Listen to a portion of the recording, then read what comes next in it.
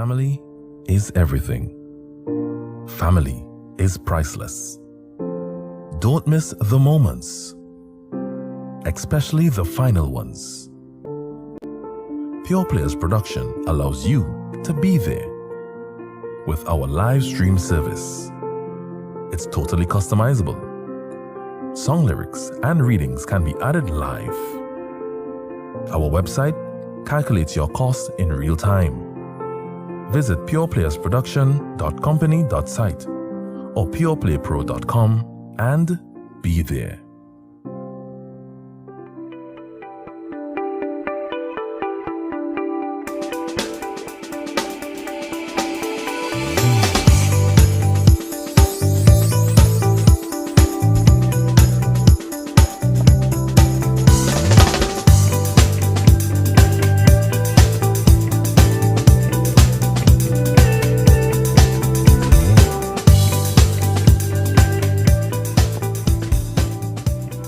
Listen to me now.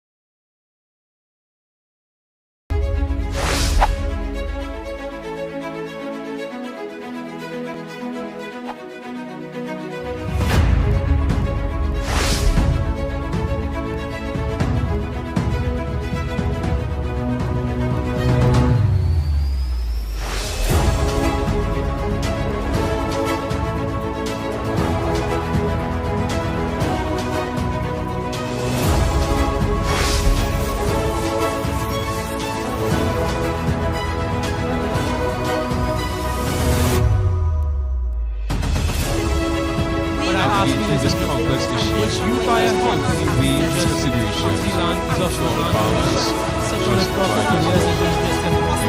Just going to buy houses when you can just grab one like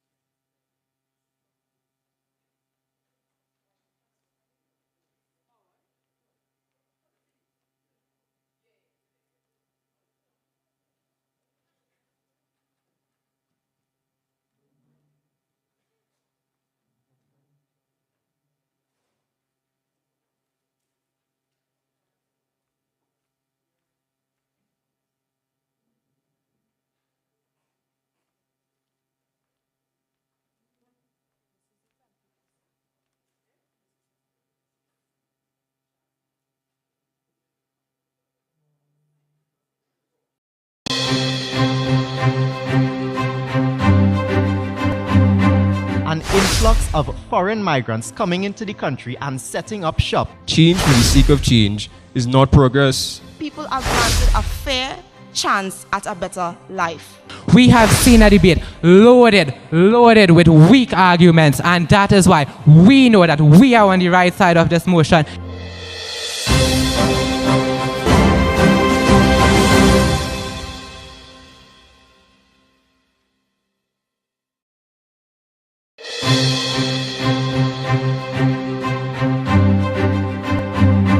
An influx of foreign migrants coming into the country and setting up shop. Change for the sake of change is not progress. People are granted a fair chance at a better life.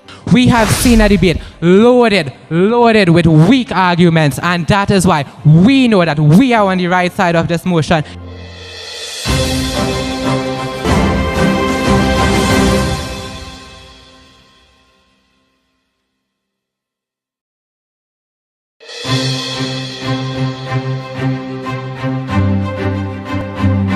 An influx of foreign migrants coming into the country and setting up shop. Change for the sake of change is not progress. People are granted a fair chance at a better life.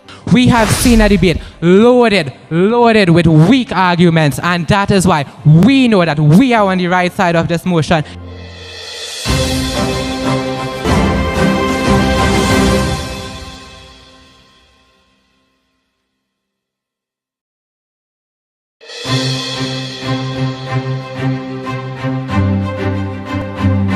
An influx of foreign migrants coming into the country and setting up shop. Change for the sake of change is not progress. People are granted a fair chance at a better life. We have seen a debate loaded with weak arguments, and that is why we know that we are on the right side of this motion.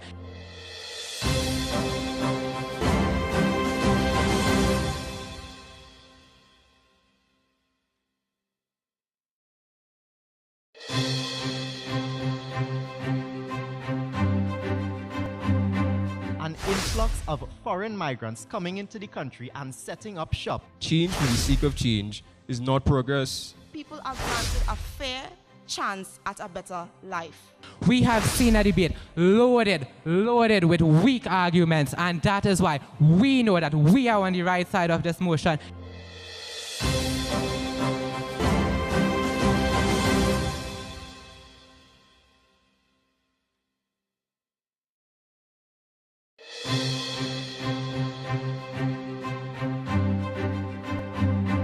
An influx of foreign migrants coming into the country and setting up shop. Change for the sake of change is not progress. People are granted a fair chance at a better life. We have seen a debate loaded with weak arguments, and that is why we know that we are on the right side of this motion.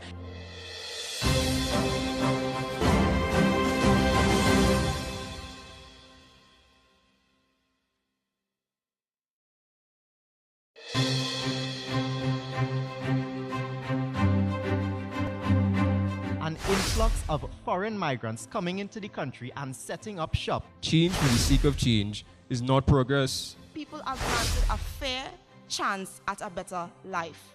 We have seen a debate loaded with weak arguments, and that is why we know that we are on the right side of this motion.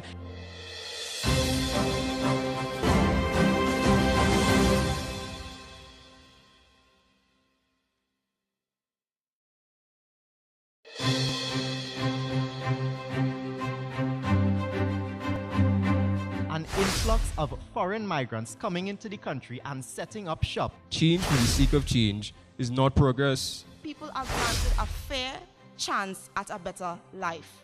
We have seen a debate loaded with weak arguments, and that is why we know that we are on the right side of this motion.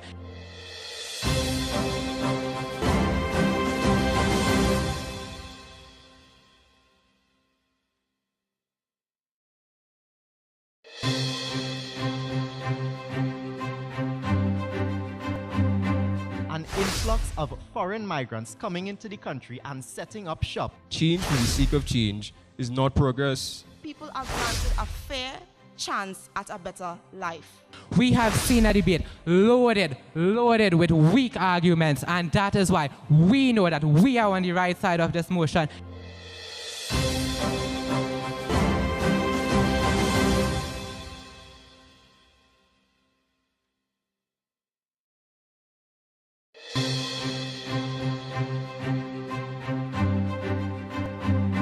An influx of foreign migrants coming into the country and setting up shop. Change for the sake of change is not progress. People are granted a fair chance at a better life. We have seen a debate loaded with weak arguments, and that is why we know that we are on the right side of this motion.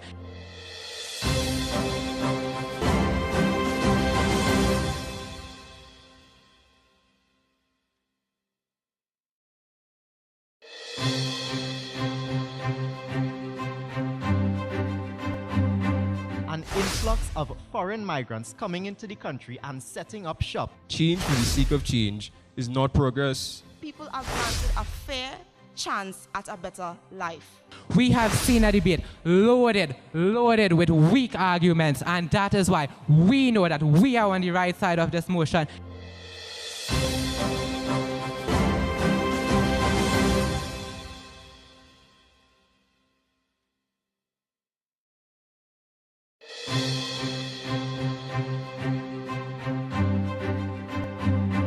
An influx of foreign migrants coming into the country and setting up shop. Change for the sake of change is not progress. People are granted a fair chance at a better life.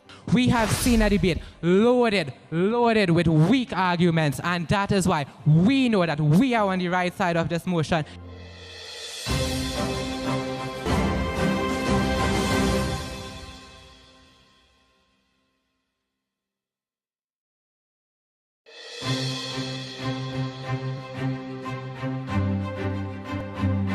An influx of foreign migrants coming into the country and setting up shop. Change for the sake of change is not progress. People are granted a fair chance at a better life.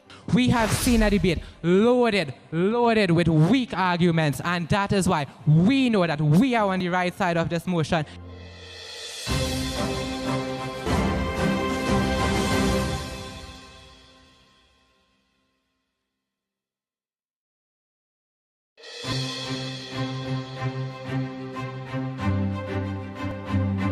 An influx of foreign migrants coming into the country and setting up shop. Change for the sake of change is not progress. People are granted a fair chance at a better life. We have seen a debate loaded with weak arguments, and that is why we know that we are on the right side of this motion.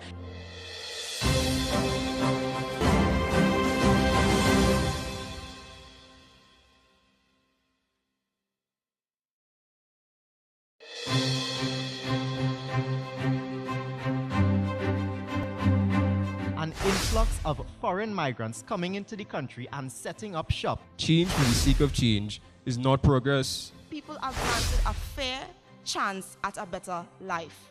We have seen a debate loaded with weak arguments, and that is why we know that we are on the right side of this motion.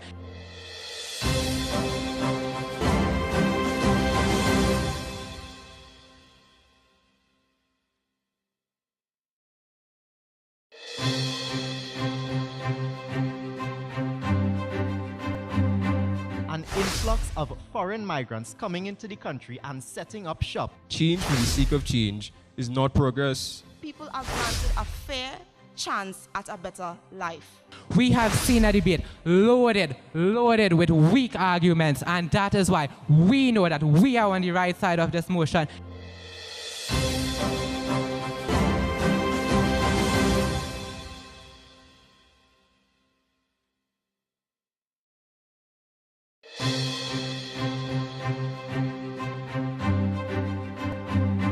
An influx of foreign migrants coming into the country and setting up shop. Change for the sake of change is not progress. People are granted a fair chance at a better life. We have seen a debate loaded with weak arguments, and that is why we know that we are on the right side of this motion.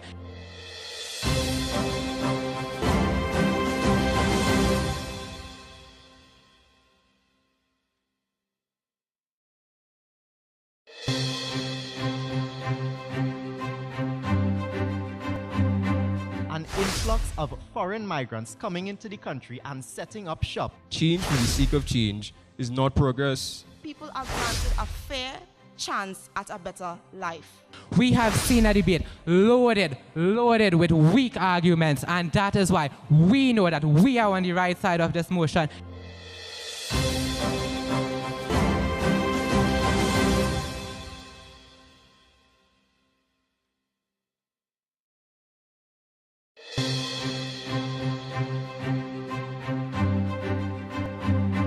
An influx of foreign migrants coming into the country and setting up shop. Change for the sake of change is not progress. People are granted a fair chance at a better life.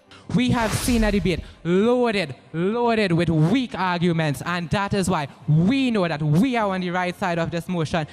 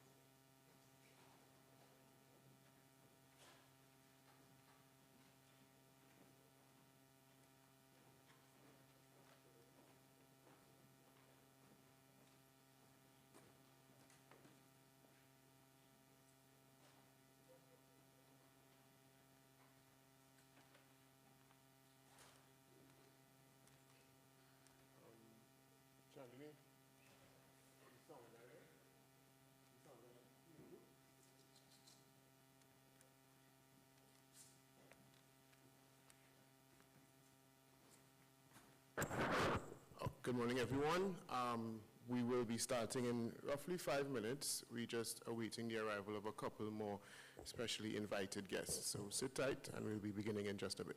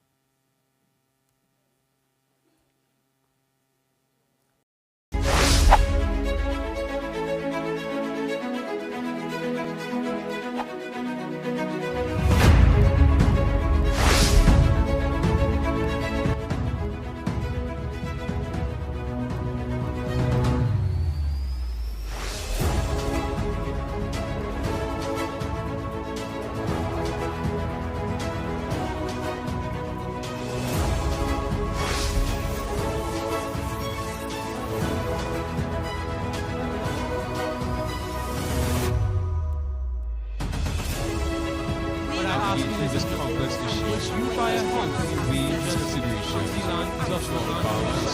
Just provide us. Just go to my houses, when you can just grab one like Chance at a better life.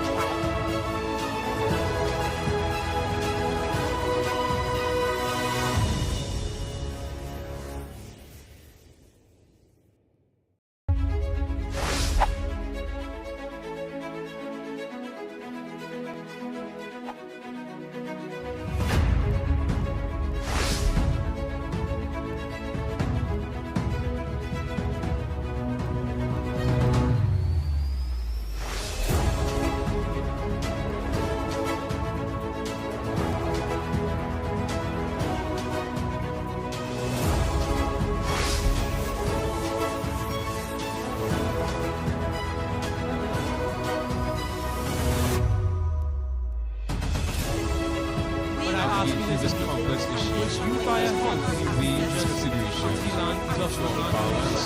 Just provide us. Just go to my houses, when you can just grab one like Chance at a better life.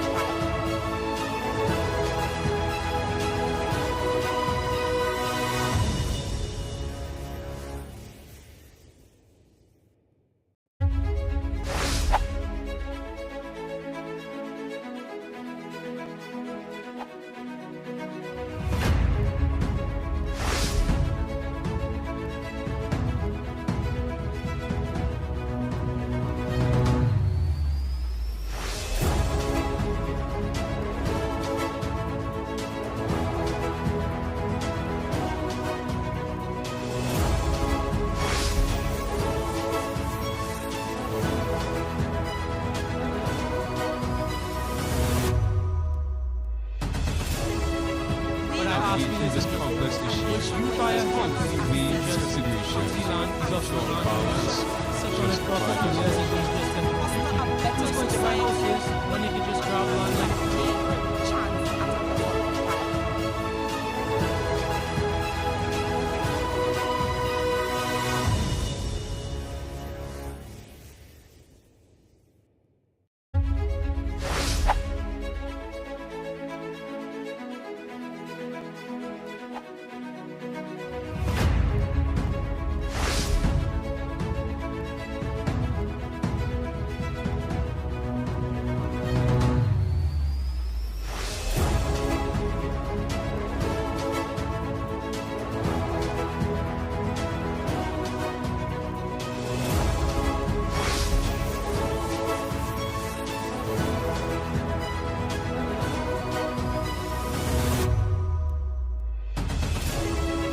But I ask you this complex issue. You buy a home, we distribution. The land is of all powers. Just provide us. Just go to my houses, when you can just grab one like Chance at a better life.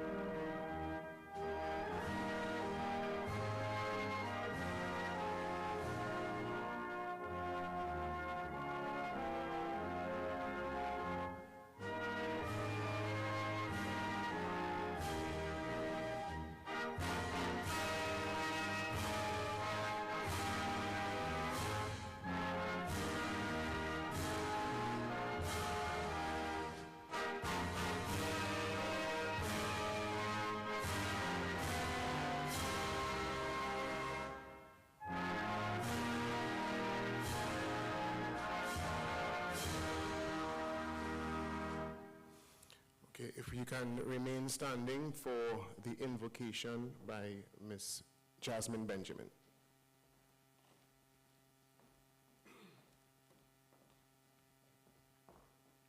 Dear God, thank you for this day.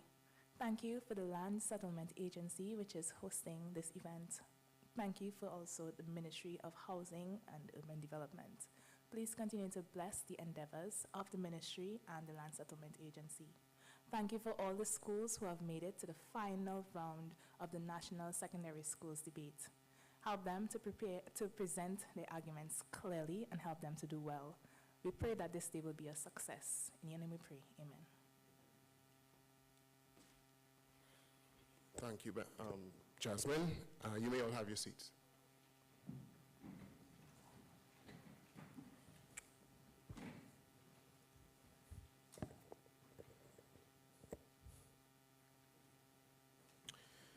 Ms. Shanmati Singh Nigsang, Acting Permanent Secretary in the Ministry of Housing and Urban Development.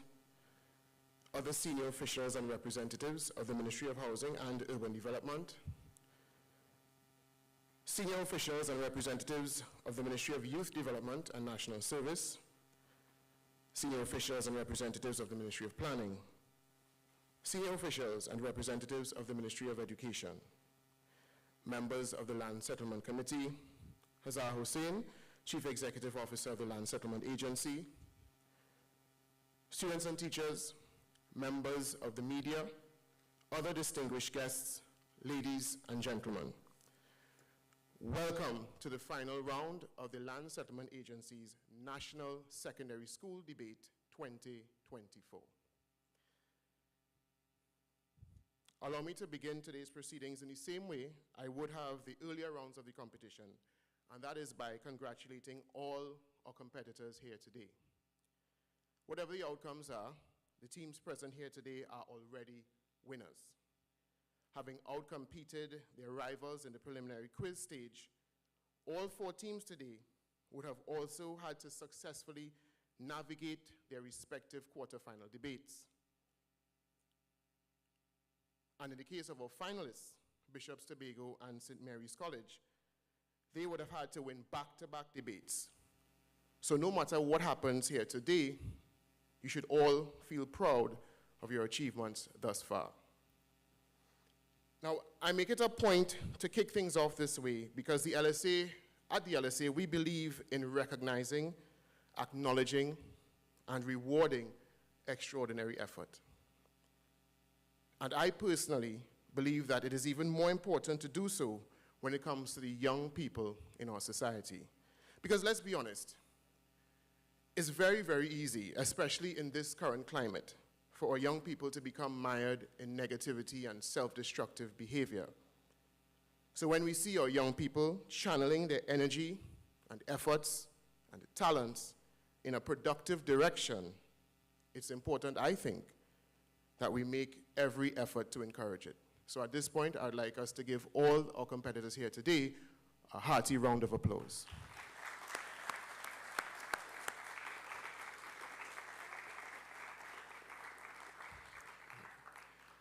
This morning, there won't be too much standing on ceremony.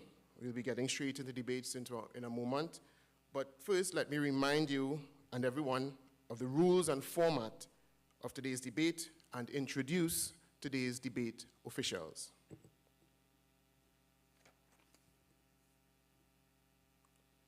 So the rules first.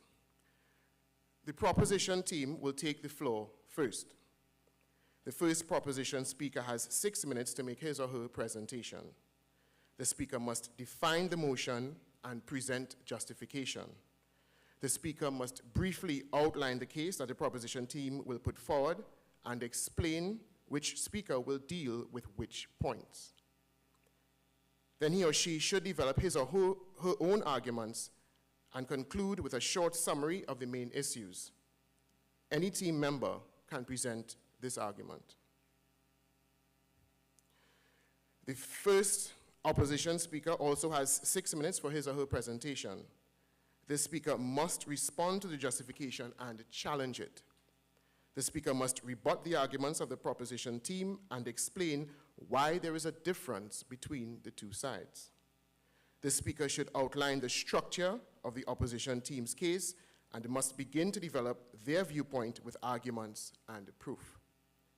Any team member can present this argument. Each side has 5 minutes to make their second presentation, with the proposition team's speaker going first. The speaker should spend his or her time rebutting points made by opponents and continuing with their side of the argument. At the end, each speaker should give a brief summary. The second team member presents this argument. with respect to the summary speakers, the opposition speaker has the opportunity to give his or her summary presentation first. Each summary speaker has 3 minutes to make their presentation. Either speaker, that is the first or the second speaker, or the alternate may make this presentation. Now, this is something I want to be clear on because there was a little confusion in the last round. So what that means is that if you had the first 2 members of your team present the first and second speakings, it is not necessary that the third speaker be the alternate. So the first or second speaker can return to the floor to make that summary presentation. But of course, you have the choice of allowing the third speaker as well. So that's up to you guys. The objective of the summary speaker is to look at the debate as a whole instead of as individual points. He or she should reinforce the arguments of their side, rebut the arguments of the opposing side, and demonstrate how their side's argument is superior. No new arguments may be introduced into the summary presentations. Be careful with that. New arguments being proposed at that point will be penalized by the judges by way of a 5-point deduction. Debaters, you are urged to pay keen attention to your time. When you have 2 minutes left on the floor, the timekeeper will hold up a sign so indicating. At this point, I want to draw, your attention to the timekeeper. She's the lovely lady in the maroon colored shirt there. So she's directly in your line of sight, right? When your time on the floor has expired, the timekeeper will sound the bell, at which point you'll be allowed 5 seconds to complete your sentence, after which you must yield the floor. Failure to yield the floor when your time has expired will lead to a 10-point deduction. In the unlikely event that both teams score the same number of points in any given debate, the winner will be decided by way of a vote amongst the 3 core judges, and I'll explain what that means in a little bit. We had a tie in the semi-final round. I thought it was an unlikely event, but it happened in the second round, so we have to be clear on what happens in that instance. So now, let me introduce our panel of judges. So a moment ago, I would have referred to the 3 core judges, right? And that's simply a reference to the three judges representing our body of subject matter experts. The first of these judges is Ms. Paula Drakes, the Commissioner of State Lands. The second is Ms. Shillag Roseman, Manager of the Tenure Regularization Unit at the Land Settlement Agency. And our last core judge is Ms. Shelley Mirage, Senior Land Use Planner at the Land Settlement Agency. Joining our panel of judges later today for the final debate will be renowned competitive debate judge and the debate consultant, Mr. Keegan Barrett. Our timekeeper today is Ms. Ivana Ramsing, and our debate moderator is Ms. Jasmine Benjamin. Right. Our first debate this morning is the 3rd place playoff between Presentation College and Naparima College, who have already taken their seats at either side of me here on the stage. The motion for debate today: be it resolved that the most effective method to deter squatting is by the removal of illegal structures from state lands. So let me repeat that. Be it resolved that the most effective method to deter squatting is by the removal of illegal structures from state lands. And arguing in the affirmative and representing Naparima College are first speaker, Saeed Ali, second speaker, Adam Ramsahai, and alternate speaker, Dipanshu Kumar. Arguing against the motion and representing Presentation College are first speaker, Ashish Basdeo, second speaker, Samir Hussain, and alternate, Isa Mohammed. So without further ado, let me turn you over to our debate moderator to commence our first debate. So good luck to you all, and may the best team win. Thank you.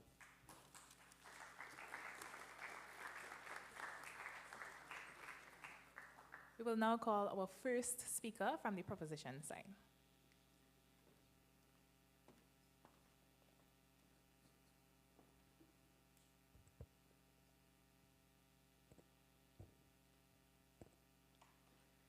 Good morning, esteemed judges, distinguished guests, and all other members of the House.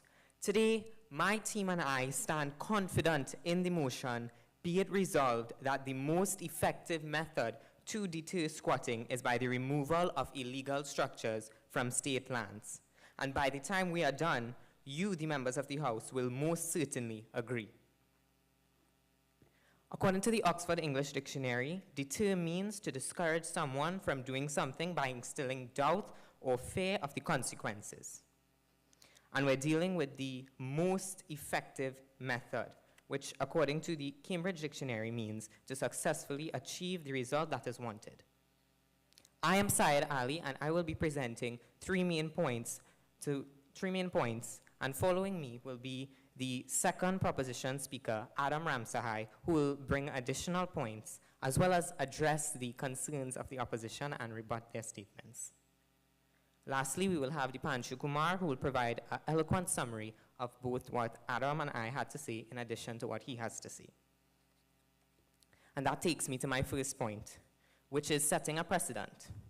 Take the example of Singapore. Singapore is a small island state similar to Trinidad and Tobago with a similar colonial history. Building codes in Singapore are so heavily enforced that as soon as an illegal structure is erected, it makes nationwide news because it has become so rare in the country. Why? Simply because of enforcement. Persons in Singapore understand that from the time they erect an illegal structure, it is going to be removed. Last year in Singapore, a condominium complex, part of which was an illegal structure, made nationwide news because of this. Because of this precedent that has been set in Singapore, Singapore has almost zero squatting. Thus, the removal of illegal structures has proven itself to be the most effective method to deter squatting. My second point is the cost to the squatter themselves, which some people may not think about. We live in hard times in Trinidad and Tobago where every dollar counts. When an illegal structure is being removed, the owner is first warned and given a period of 28 days to get the structure regularized, after which they can be taken to court by the municipal corporation, where a magistrate can authorize the demolition of the illegal structure, the cost of which is borne upon the squatter, and that information is taken from the engineering department of the San Fernando City Corporation, January 2024. Because of this cost, not only the fines, but the cost of removal, this places a great burden on the squatter. And not only that, I'd like to reference Maslow's hierarchy of needs. At the very base of the pyramid, we have physiological needs, one of which is shelter. So by targeting the removal of illegal structures, we are targeting a basic need of people. This is why it has proven itself to be the most effective method to deter squatting, because it is a need. Nobody wants to be spending that kind of money. In some instances, it can make persons bankrupt or worse. And my third point, which is the alternatives. The opposition is going to speak about alternatives that they believe to be more effective, but I want to give you some examples. Internationally, in the UK in 2011, they tried to heavily criminalize squatting by introducing penalties of 51 weeks in prison. An article from the UK Guardian, dated December 2023, showed that squatting is once again on the rise in the UK, proving that criminalizing it so heavily did not deter squatting. It is not effective. Regionally, in Jamaica, they have tried low-cost housing, as well as many other territories in the Caribbean. For the past 10 years, Jamaica has been trying very hard with their low-cost housing program, according to their Prime Minister. But an article from The Gleaner, a well-known Jamaican newspaper, dated 2022, stated that this program has shown a lack of progress and has failed to contain squatting in the country. I can go on and on about more alternatives that have shown to be ineffective, which again is why we stand by the motion that removing illegal structures is the most effective way to deter squatting. As I close, I want to summarize my points once more. We must follow the example of Singapore in setting a precedent so that persons know not to squat, because it will be removed. We must enforce our existing legislation so that squatters fear the cost of removal. And lastly, the alternatives that have been tried have been tested and and they have all failed. The removal is the most effective way to deter squatting. Thank you.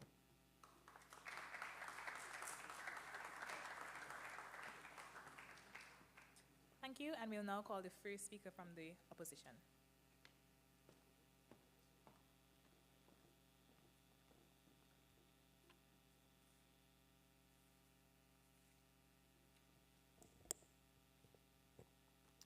If ignorance was bliss, then the proposition would be the happiest team alive. Good morning, gentlemen, members of the audience, esteemed judges, specially invited guests, and to all teachers and supporters.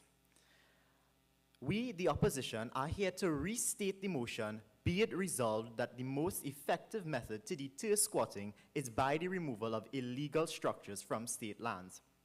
I shall begin by explaining to you how removal is not the most effective way to deter squatting. I shall also propose other effective alternatives like subsidized housing and restructuring of government housing programs, and also provide solutions to issues like homelessness, like housing shortages, and issues like underutilized resources.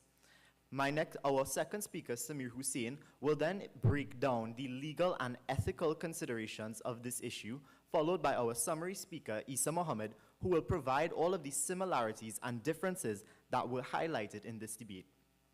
Now, as the proposition would have defined effective, he would have said that it is something that is successful and working in the way in that it was intended. But I would like to ask the proposition and ask you all, if we deter squatting, if by removing an illegal structure, we take down the structure and we remove squatters in the north, how does that stop squatting from happening in the south? That brings me into my first point, ladies and gentlemen, which is the need for subsidized housing. My opponent would have also talked about various costs and the costs of demolition, but subsidized housing actually brings revenue and it offsets the costs that they would have rather than demolishing. So with subsidized housing, it is defined by Housing Forward Virginia as housing made available at below market rates through the use of government subsidies. And a clear example of this would be in the United States of America with the Section 8 vouchers, which essentially allowed for lower income households to rent homes at modest rates and also get flexible subsidies from the government that would fluctuate with their incomes over time. And these people paid up to 30% of their income as rent to the government.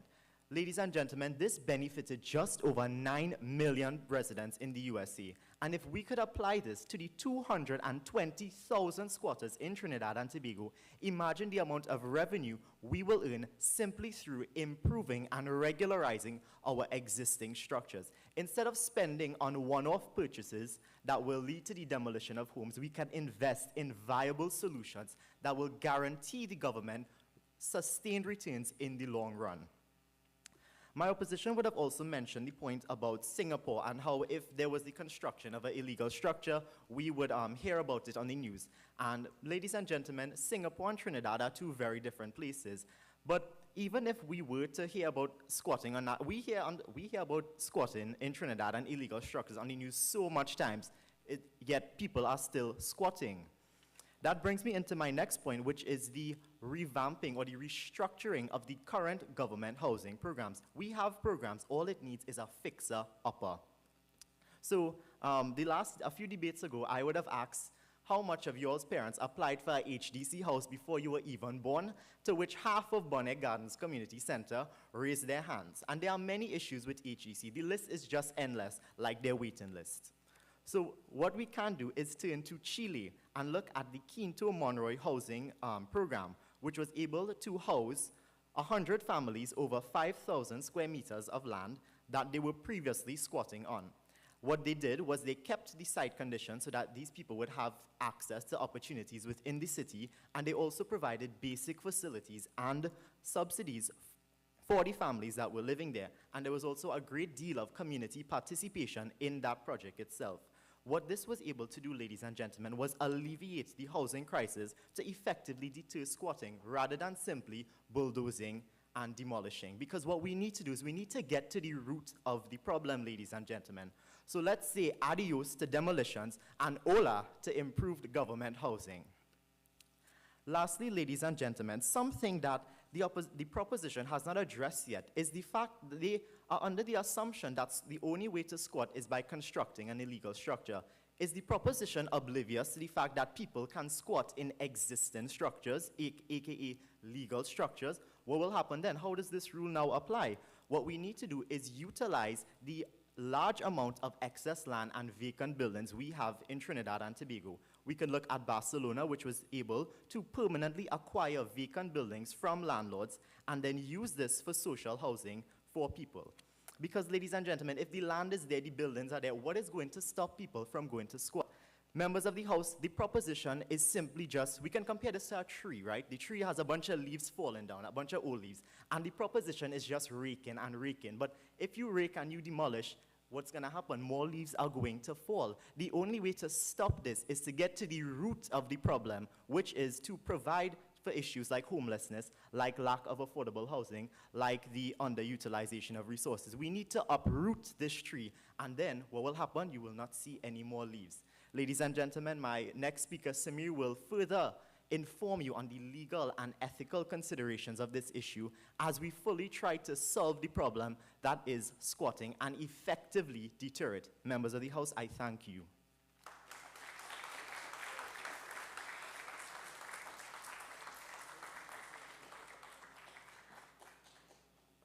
We will now call the second speaker from the proposition.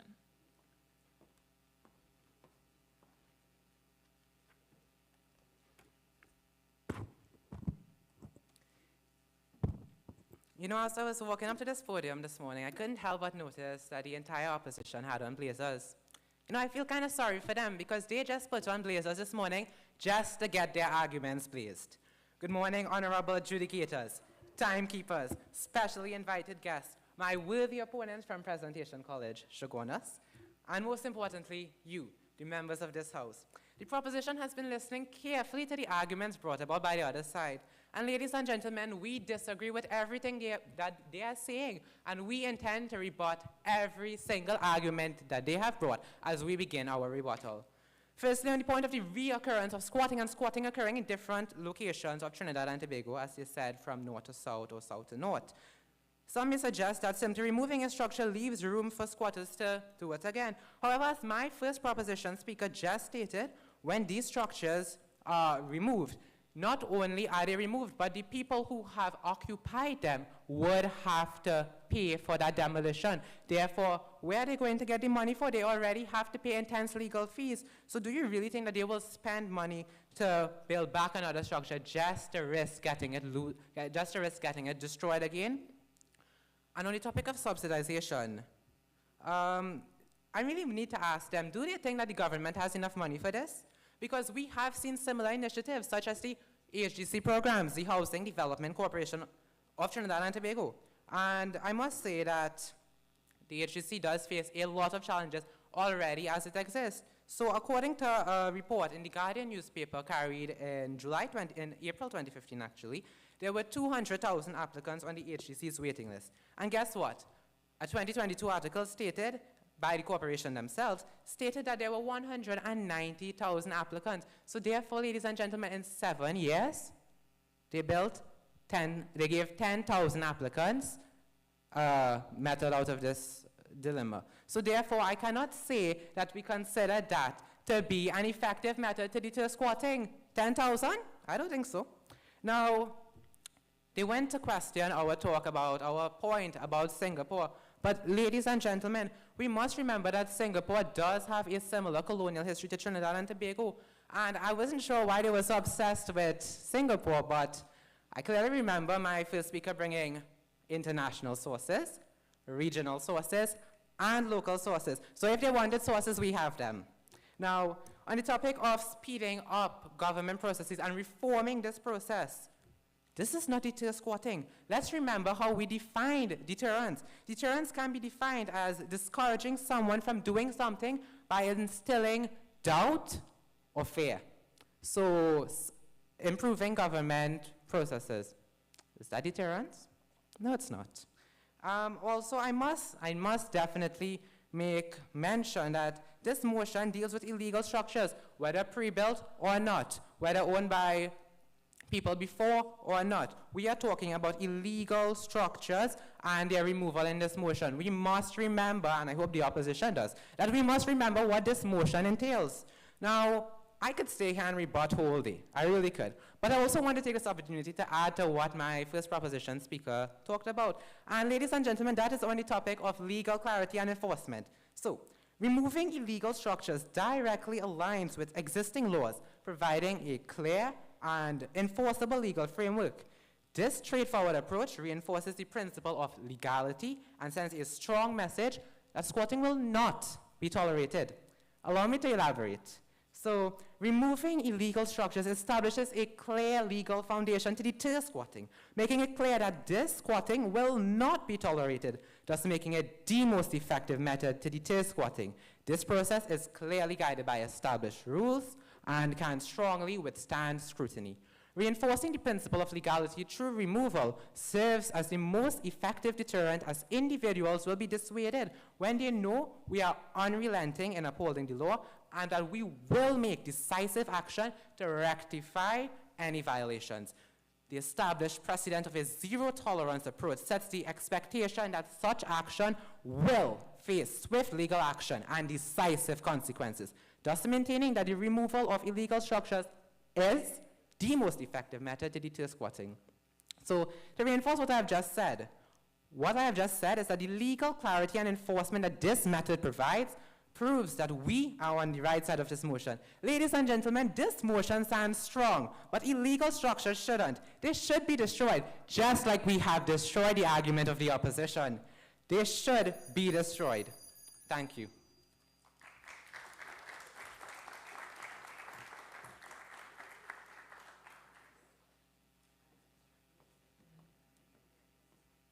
We would now like to invite the second speaker from the opposition team.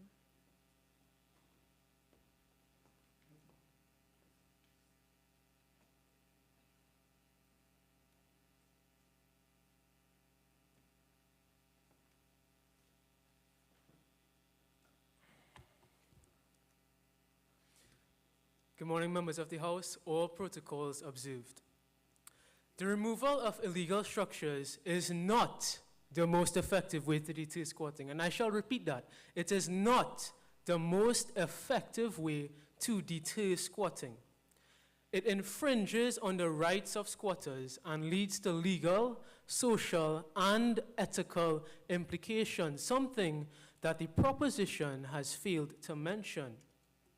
So let us address the slew of misinformation and the flawed argument that the proposition has presented. But then again, even flaws have a foundation, and their argument does not. The proposition mentioned that our solutions for squatting are very flawed, and yes, they are. HDC is flawed, but we are here to deter squatting by demolishing homes. It is not the best way to deter squatting. Ladies and gentlemen, it is important to remember we cannot treat the symptoms. We need to prevent the pandemic, something, again, that the proposition has neglected. We must recognize the importance of due process and human dignity when addressing squatting. The arbitrary removal of homes denies individuals the opportunity to present their cases. And this approach, which the proposition seems to favor, only leads to an increase in affecting marginalized communities, perpetuating the cycle of poverty and disadvantage. So I would like to ask the proposition, would you like to increase poverty and disadvantage? The only message that demolishing homes sends, it sends a message of we do not care. We do not care about you. The proposition also stated that it is up to the squatters to pay for the demolition. But ladies and gentlemen, I ask you, if you could afford a house, would you not have one? The squatters who are squatting, they cannot afford basic amenities. They cannot afford a basic house, a basic home. So to make them pay for the demolition, that is just making them poorer and more disadvantaged. The removal of illegal structures does not address, as my colleague said, the root socio-economic issues. like poverty and lack of affordable housing. It is important to remember that squatters are just like us. They are people too. They have rights, just like you and I, ladies and gentlemen. Think about it like this. You have a high school girlfriend, and you decide to play the fool, and you left her for 30 years. And you come back. Do you really think she would just be there waiting for you? It's just like the land that these squatters are using. There's something called adverse possession. The squatters would not be here in the first place if the land was properly monitored.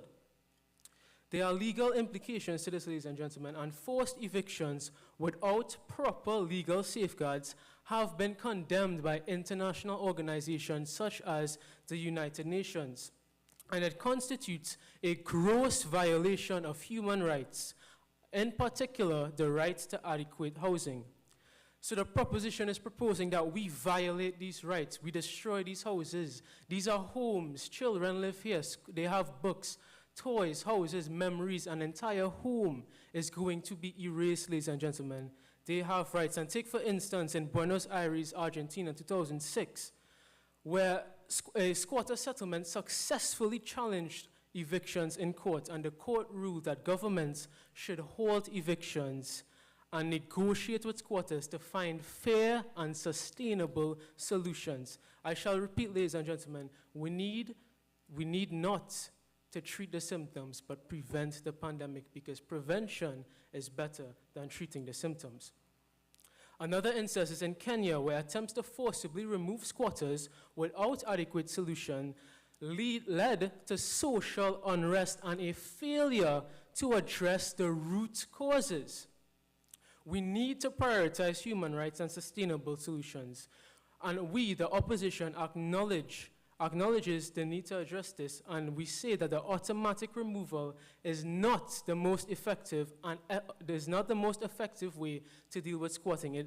We need to seek comprehensible and sustainable solutions that address the root causes of squatting while upholding the principles of justice, fairness, and human dignity, something that the proposition has failed to do. I thank you, ladies and gentlemen.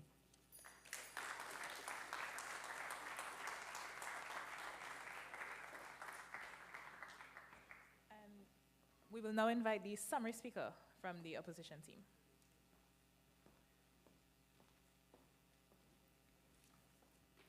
Testing. Good morning. All protocols observed. The removal of illegal structures of from state lands is not the most effective way to deter squatting. The proposition came here today with the intention to incite the demolition of illegal structures from state lands. But the only thing that's going to be demolished are their arguments. Let's start with them one by one, shall we? Now, the first proposition speaker spoke about how in Singapore, which is not Trinidad and has a very different economy, by the way, he spoke about how as structures are erected in Singapore, they are immediately removed. But ladies and gentlemen, what about structures in Trinidad that were erected 30 years ago that house families, mothers, fathers, children? Ladies and gentlemen, this shows the second opposition speaker, Samir, spoke about the human rights aspect and how demolishing these houses actually infringes on their human rights and the law as well. This shows that the proposition completely disregards the human rights of these squatters. The first proposition speaker also spoke about giving people notices before they're evicted. But ladies and gentlemen, once squatters just resort to squatting elsewhere, like as the first opposition speaker spoke about, Ashish, he spoke about if you move them from the north, they'll just go to the south. So ladies and gentlemen, what's stopping them from squatting on private lands? What's stopping them from squatting in legal structures on state lands? Nothing. So you're just giving them a warning, all right, how to get out of here now, right? The first proposition speaker also spoke about how alternatives are apparently not effective, yet failed to say why, but my opponent also mentioned about building codes and how that there are rules in place for building structures. And we agree, there are rules in place. And if my opponent is a stickler for the rules, then that is precisely why we cannot just go and bulldoze people's houses. Because as Samir spoke about, this infringes on the human rights and the law. So my opponents are suggesting that we break the rules to preserve the rules. And that, ladies and gentlemen, is hypocrisy. The second proposition speaker spoke about that removing illegal structures is the best way to deter squatting, right? Yet they completely failed to address what will happen what will happen to these families once we bulldoze their houses.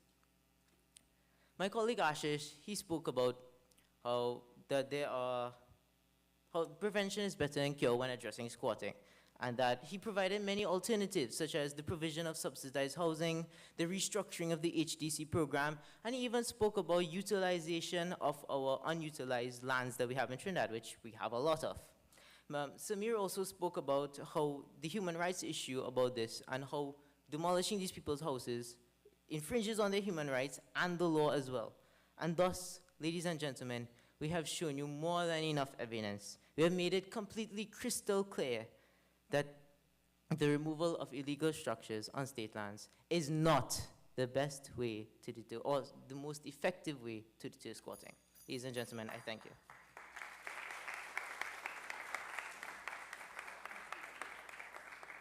And we now invite the summary speaker from the proposition team to make your final statements.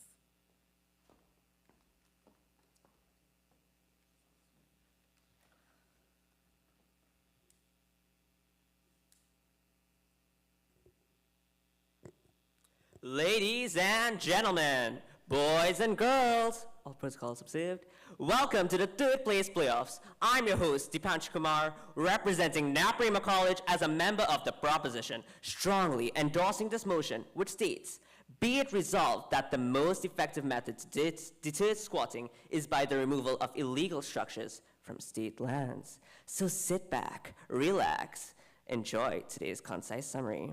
I'd like to start off with my first proposition speaker, Syed's point, which is the act of deterring by removal of illegal structures, which would set a precedent, also known as the deterrent effect. I just want to ask the audience a simple question. Hasn't there been a time when your parents told you to stop doing this, stop doing that, but you just keep on going until they bring out the belt? We plan on implementing a similar effect, more harmless than anything, but effective. If we start removing these illegal structures that literally are the biggest artifacts that are encouraging squatting, then aren't they going to stop? Clearly, the opposition didn't read the motion, because you might call us heartless beings, but in reality, this motion is addressing the most effective way to deter, you hear that? Deter squatting. Not hurting someone's itty-bitty feelings. We instead are encouraging squatters to work hard to attain their own legal housing, as any other independent, law-abiding citizen of the Republic of Trinidad and Tobago has been doing since, forever. As my second proposition speaker stated, we brought international, regional, local sources. What did the opposition bring? Nothing, clearly. The opposition brought up subsidization, but my second speaker gracefully rebutted how clearly subsidization hasn't been working for the past 7 years. They've been existing since they've been existing. Or else, why do 190,000 applicants still exist? The math's not smashing. Opposition brought up Singapore, and Trinidad is not the same thing. But clearly, he never watched a map. My proposition speaker stated clearly that Singapore and Trinidad are both small island states. At this point, the opposition has successfully convinced you all that... Oh wait, they convinced you of nothing. Thank you.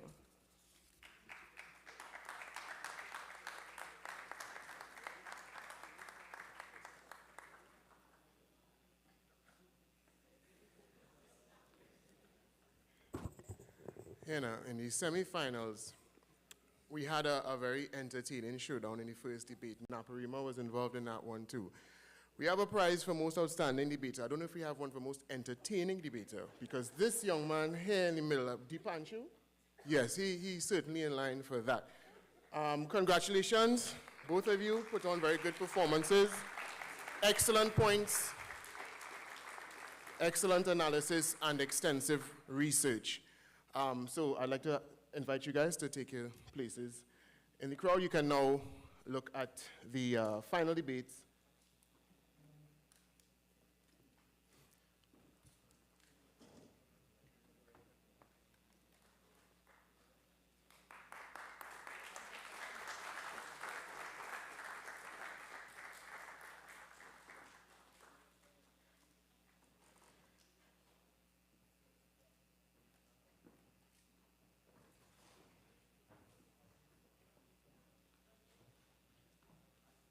So we are awaiting the arrival of the final debatees. As some of you who've been following the competition would know, in the interest of fairness, because everyone's debating the same motion,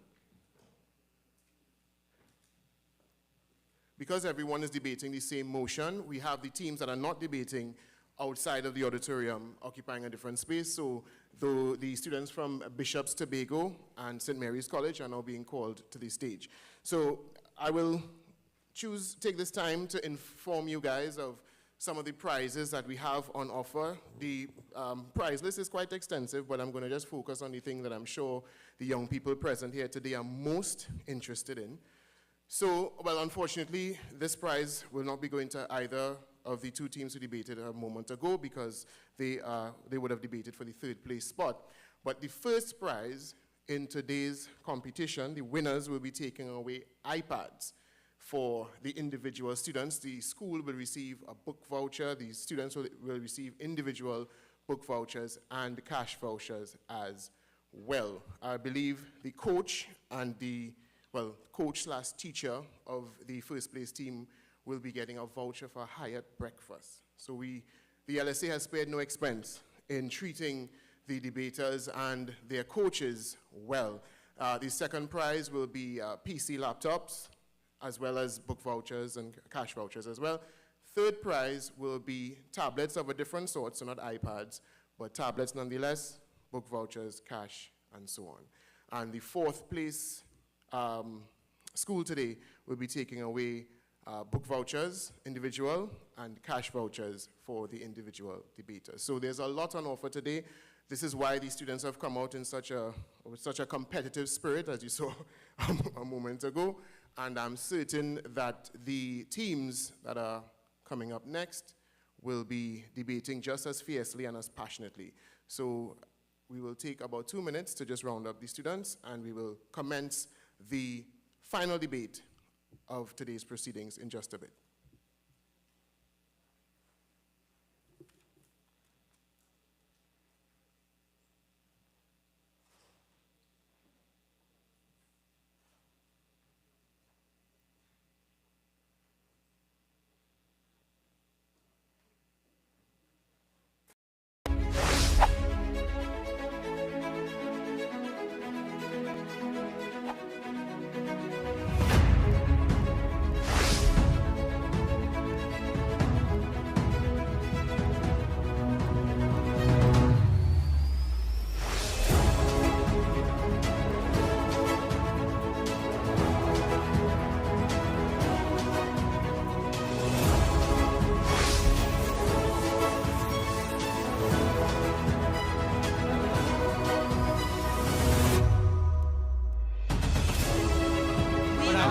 This complex issue, you buy a home, we just consideration. The land is offshore the boundaries.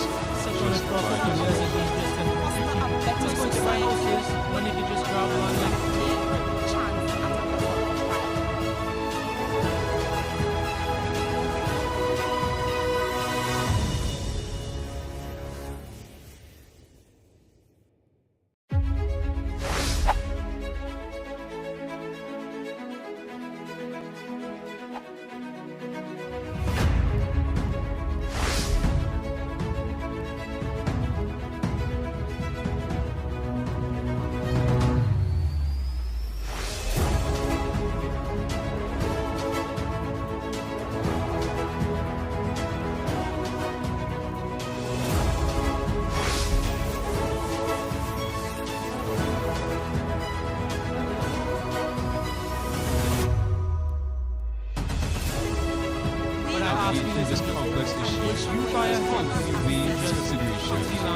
all about is just proper vibes. careers and you just can just go to my houses when you can just grab one like chance at a better life.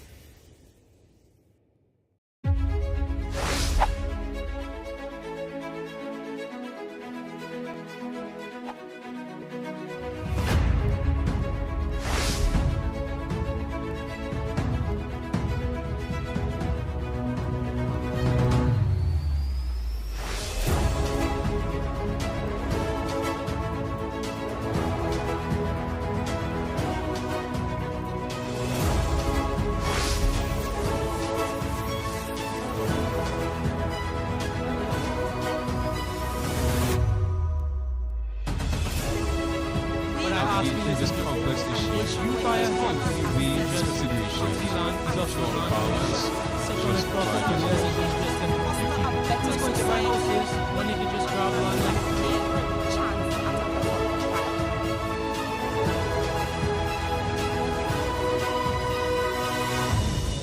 All right. So, arguing for the proposition and representing St. Mary's College, we have first speaker Darius Dick, second speaker Tyrell Thomas, and third speaker Aaron Bash.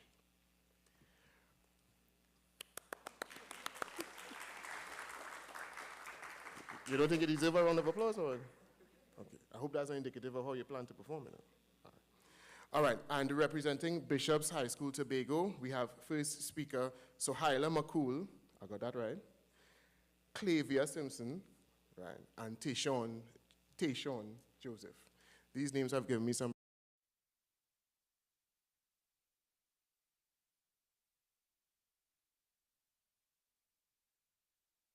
Turn you over to our debate moderator to commence the debate, and to both of you guys, I wish the best of luck, and again, may the best team win.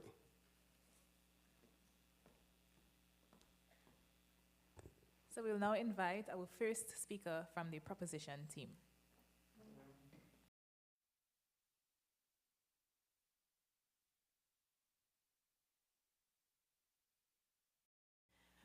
Ladies and gentlemen, esteemed judges, worthy opponents, and members of the House. Firstly, I, Darius Dick, the first proposition speaker representing St. Mary's College, will reiterate the motion at hand. Be it resolved that the most effective method to deter squatting is the removal of illegal structures from state lands. We, the proposition, undoubtedly agree with this motion. Let us begin by defining a squatter. A squatter, in accordance with the Oxford Dictionary, is a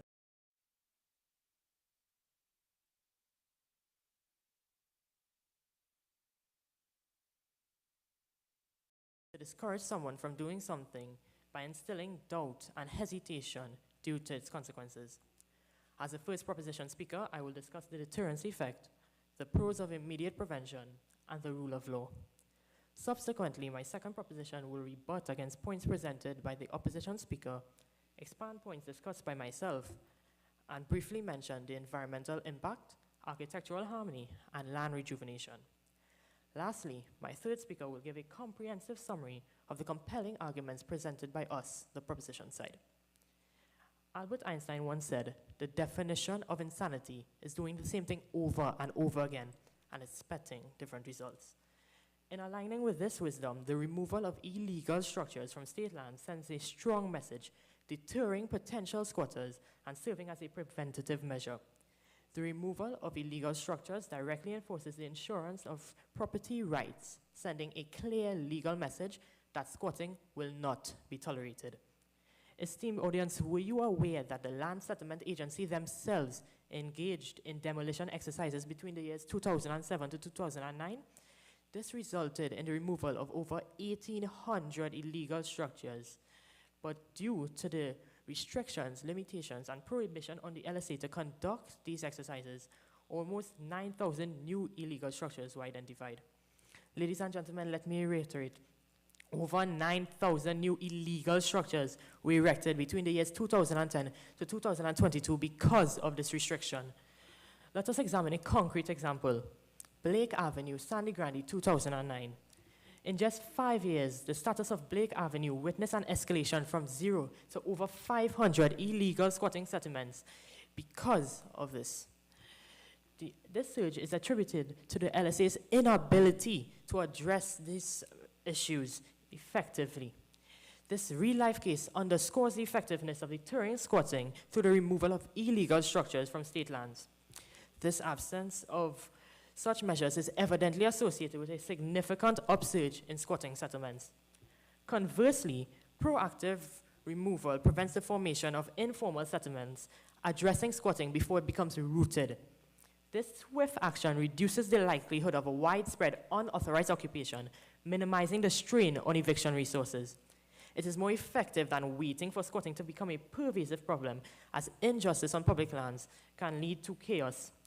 Injustice on public lands breeds chaos, but the removal of encroachments is the cornerstone of societal order. Now, don't just take our opinion for it.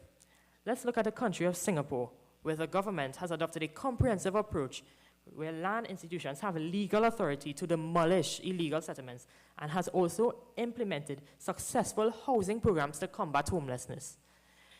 Through this, they secured a home ownership rate of around 90% and an overall squatting rate of less than 5% in 2020, according to the Department of Statistics Singapore.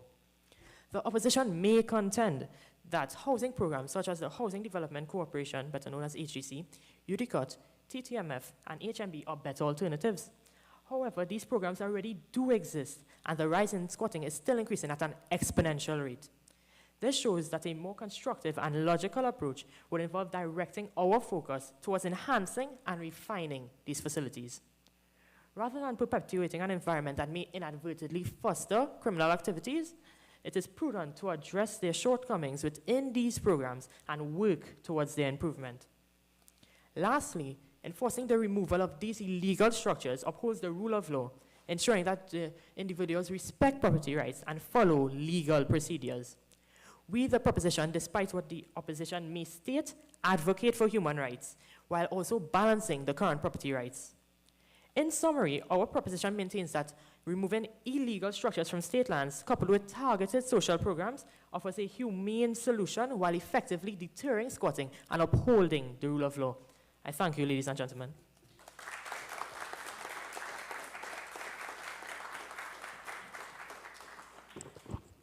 We now invite the first speaker from the opposition team.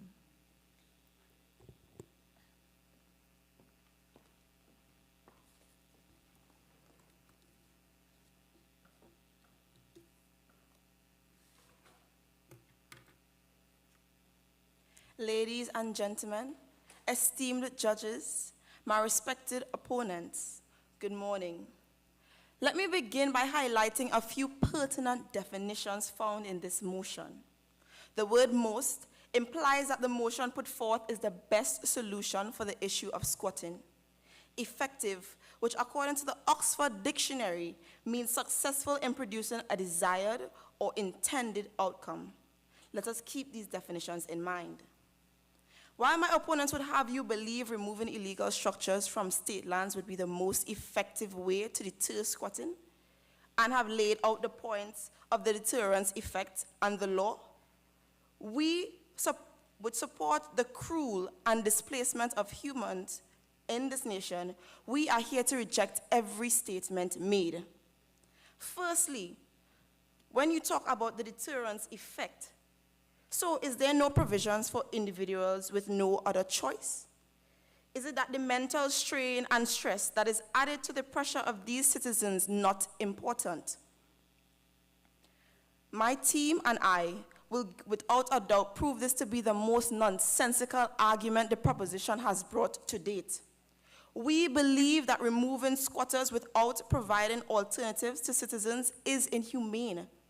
I, Sohaila, will detail the effects of our proposition's most effective solutions, such as homelessness and causing mental strain to citizens, while my colleague Clavia will bring more effective solutions to to deter squatting, such as the effective monitoring of state assets, creating more affordable housing programs, and relocating squatters to designated land settlement areas. And Tayshawn would give us a summary of today's debate. Firstly, removal of illegal structures from state lands cannot be the most effective method to deter squatting unless the desired outcome is to remove one social issue of squatting to another social issue of homelessness. Squatters usually have no other options as they are often marginalized or facing economic hardship. When these structures are removed, squatters have no alternatives, which forces them into homelessness. According to the Borgon Project, an influential organization that fights against global poverty, 20% of our citizens are living below the poverty line, making homelessness a common reality for many citizens. The Trinidad and Tobago Population and Housing Census report of 2011 informs us that the street dweller population grew by 13.4% over the decade 2000 to 2011. These statistics show that homelessness is quickly becoming a pervasive social issue in our nation. Are we to look at the issue of squatting in a bubble, ignoring the very real effects that comes with ejecting squatters with no alternatives? In August 2022, the Center of Socially Displaced Persons closed their doors after 31 years, leaving some residents with nowhere to go but the streets. Is that what my opponents propose for these squatters? Rest assured that the homelessness that would result from this motion does not only affect those involved directly, but it also harms the surrounding communities and the overall economy of the country. In addition to the issue of homelessness, the destruction of squatting structures would also cause a mental strain to the displaced. My opponents may see these structures as a hindrance, but to these people, they are home. Notwithstanding the adults who will be displaced with nowhere to go. But let us think about the children who are existing in these areas, the children who are supposed to be our future. A sociological study by Pellman et al. Found that youth experiencing homelessness have a higher rate of mental health problems than their housed peers, proving that children who become displaced in these communities are particularly vulnerable to psychological impacts of eviction. While doing research for this debate, I encountered a video footage of demolition of squatting structures in Jamaica. On screen, a woman cries for all that she has lost. She laments for the money that she has spent that she would never get back, and the fact that she has nowhere to rest her head for the night. Another video documents the demolition of 3,500 houses belonging to squatters in a village of Kenya. The screams of children watching along as their homes are destroyed, juxtaposed with the mechanical sounds of excavators toppling homes like Legos in children's hands. Our country boasts of providing care and aid for those in need. Call to mind the relief provided to Guyana after they were ravaged by flooding in 2021. Our aim then must be to heal and not to harm, ensuring that our displaced are provided for and their mental health is protected. At the end of the day, all the laws, all the programs, and all the initiatives are made for the safety, comfort, and benefit of all our citizens. And that is one thing the proposition cannot oppose. So, therefore, removing illegal structures without alternatives can never be the most effective solution. I thank you.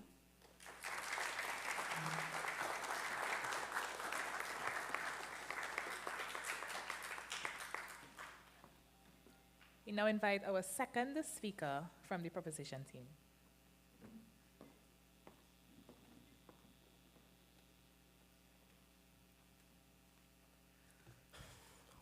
All protocols observed. Sir Isaac Newton's acclaimed third law states that for every action has an equal yet opposite reaction.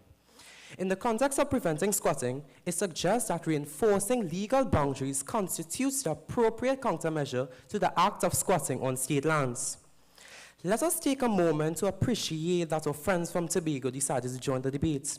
It's almost admirable how they packed a suitcase full of misguided notions along with their enthusiasm. Ladies and gentlemen, let me remind you of the word deter. To deter is to discourage or instill fear or hesitation from doing wrongdoing and to be scared of the consequences. Ladies and gentlemen, contrary to the opposition's belief, this is not just about right or wrong.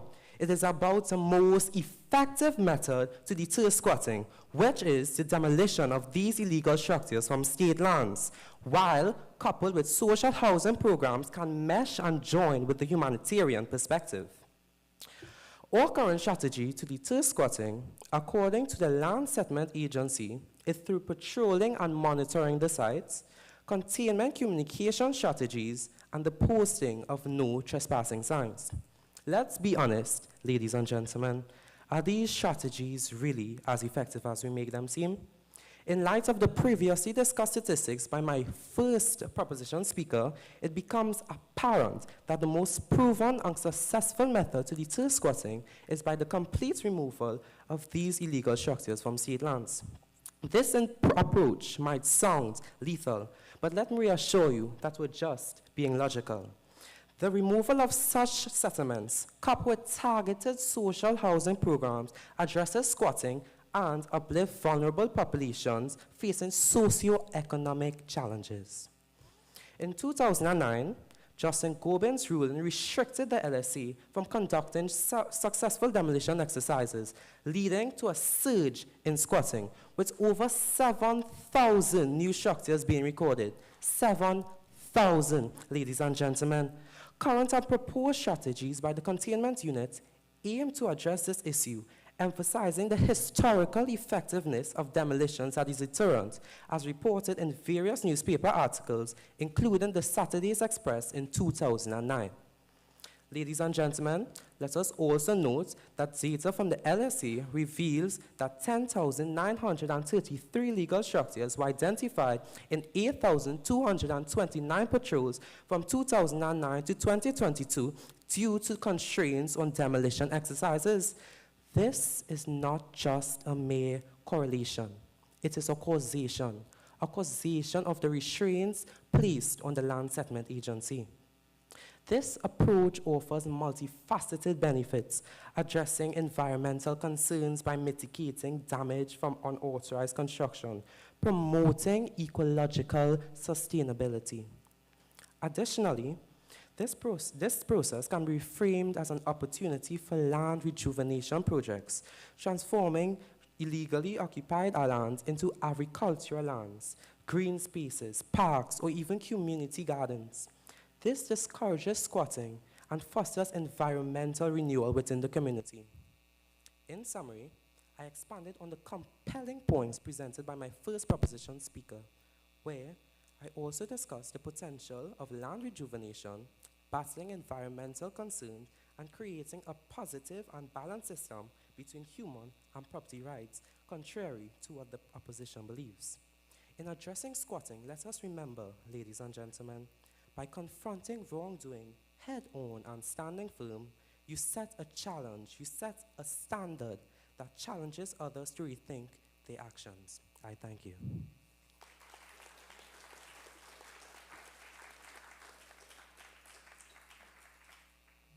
I'll now invite the second speaker from the opposition team.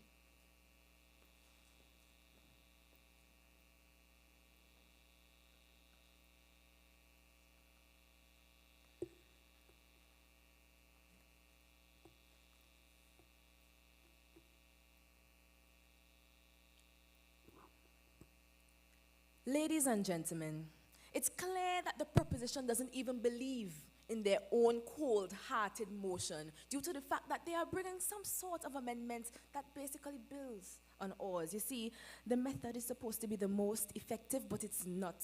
And if you really ponder on it, they are building a case on our argument. Seems like intellectual squatting. To me, is it that their brains are vacant to effective solutions? Knock, knock, who's there? Nobody lives up there? Anyway, I deter. Simply demolishing these structures is not the most effective way, as it leads to a continuous chain of homelessness, mental strain on citizens, and it exacerbates social issues and simply continues the cycle of squatting. You see, they cowardly hide behind the legality while punishing the less fortunate citizens without bringing any realistic solutions to assist at the problem at hand. And adding to this homelessness problem is just not the solution that they need. Is it that we are replacing one problem with another? And they're subconsciously giving these citizens no other choice but to dive further into illegal activity. And it defeats the enforcement of this motion in the first place. And you see, however, my team and I have effective solutions that we don't have to look very far for. Ladies and gentlemen, allow me to carry you on a journey across the Caribbean Sea to the Greater Antilles, where we see that the Jamaica government has a program entitled Operation Pride. And they seek to help low-income households not only acquire land for housing, but also regularize tenure of land that they already occupy. And to receive this support, they undertake community assessments, form community organizations that are legal entities, and they also ensure the safety of their citizens.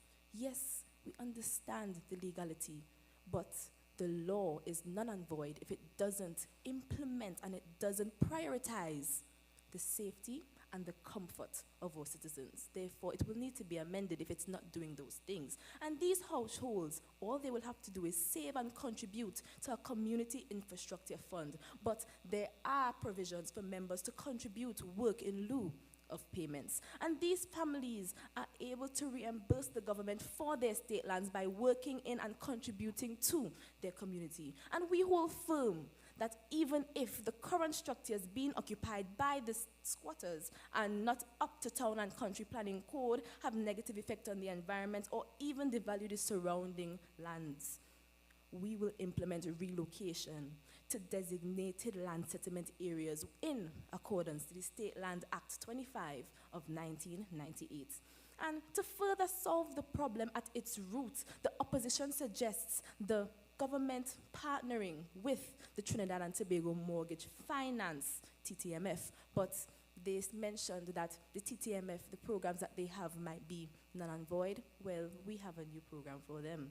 You see, if we acknowledge that the squatters may not meet the usual requirements to benefit from the lucrative 2% and 5% mortgage programs currently being offered by the TTMF, it is for this reason we suggest a special mortgage program subsidized by the government, not only to benefit those who are affected by the removal of these structures, but to benefit those who have no other choice and who would feel to go to squatting. And even if you can't afford Jamaica, ladies and gentlemen, look right across to the beautiful island of Tobago, where the THA, the Tobago House of Assembly, entered into a formal arrangement with First Citizens to re-establish a Tobago home ownership saving plan.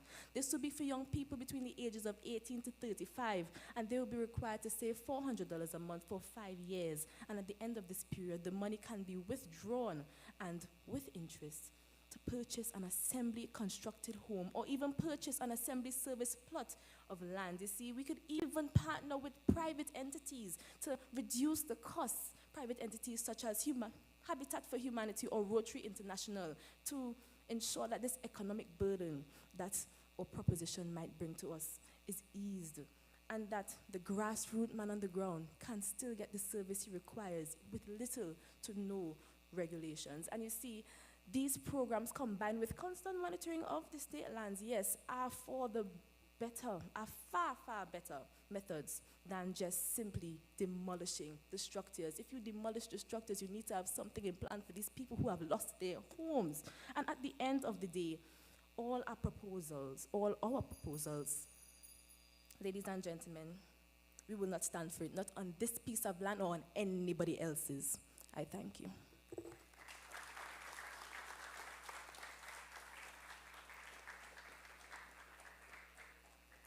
We invite the summary speaker from the opposition team to make your closing statements.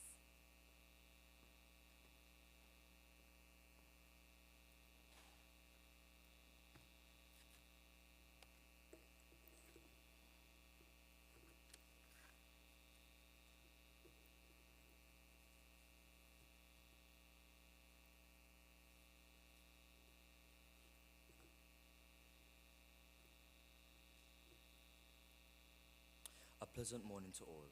The motion today states, be it resolved that the most effective method to deter squatting is by the removal of illegal structures on state lands.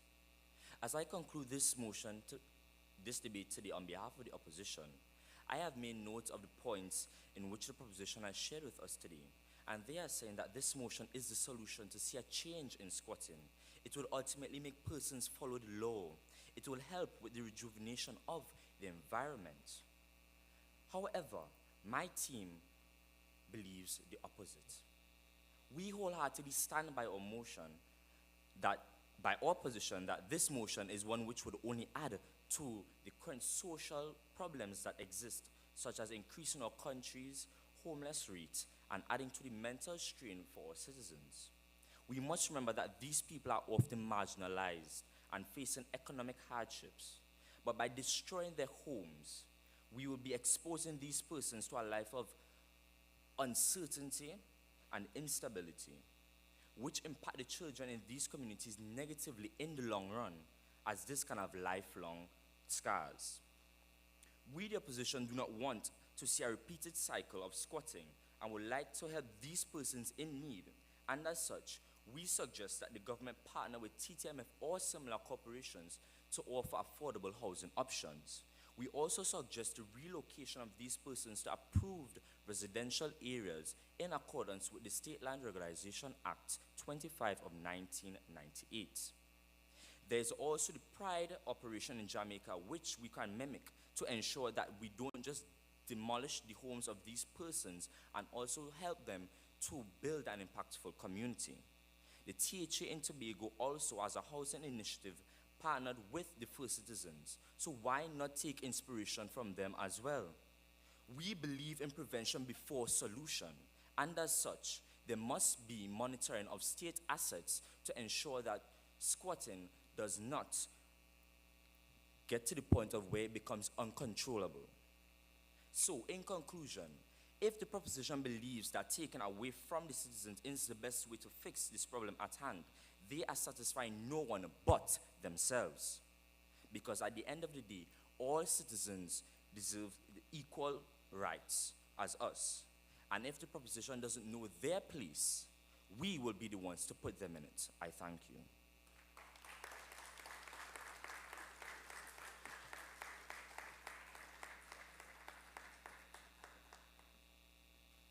And finally, we invite the summary speaker from the proposition team to make his final closing statement.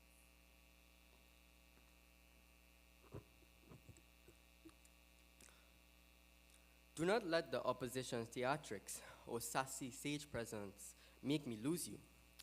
Ladies and gentlemen, please allow me to remind you of the motion at hand today. Be it resolved that the most effective method to deter squatters is by the removal of illegal structures from state lands. The proposition firmly stands behind the resolution that this is indeed the most effective solution. As articulated by my fellow speakers, the deterrence effect, immediate prevention, and upholding the rule of law are pivotal aspects that support our stance. The opposition proposes alternative measures such as housing programs, but our extensive research shows that these programs have not stemmed the rising tide of squatting.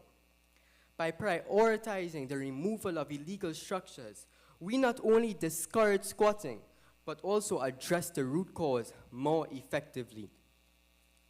Furthermore, our speech aligns with international examples, notably Singapore, where a combination of legal authority to demolish illegal structures and robust housing programs have resulted in a significant reduction in squatting. We must learn from successful models and adapt them to our context. Environmental concerns, architectural harmony, and land rejuvenation are additional benefits of our proposition. By removing illegal structures, we not only mitigate environmental damage, but also contribute to well-planned urban development and create opportunities for land rejuvenation projects. In contrast to the opposition's reliance on patrollment and maintenance strategies, our proposition calls for a more proactive and comprehensive solution. The statistics provided by the Land Settlement Agency themselves underscores the limitation of current strategies and highlight the need for a more assertive approach. In essence, the removal of illegal structures is not just a punitive measure. It is a strategic and humane approach that combines deterrences with targeted social programs. It addresses the immediate issue of squatting while fostering a long-term societal development and ecological sustainability. Let me reiterate a quote said by my second proposition.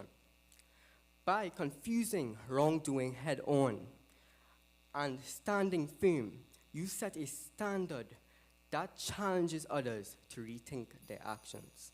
I thank you all for listening.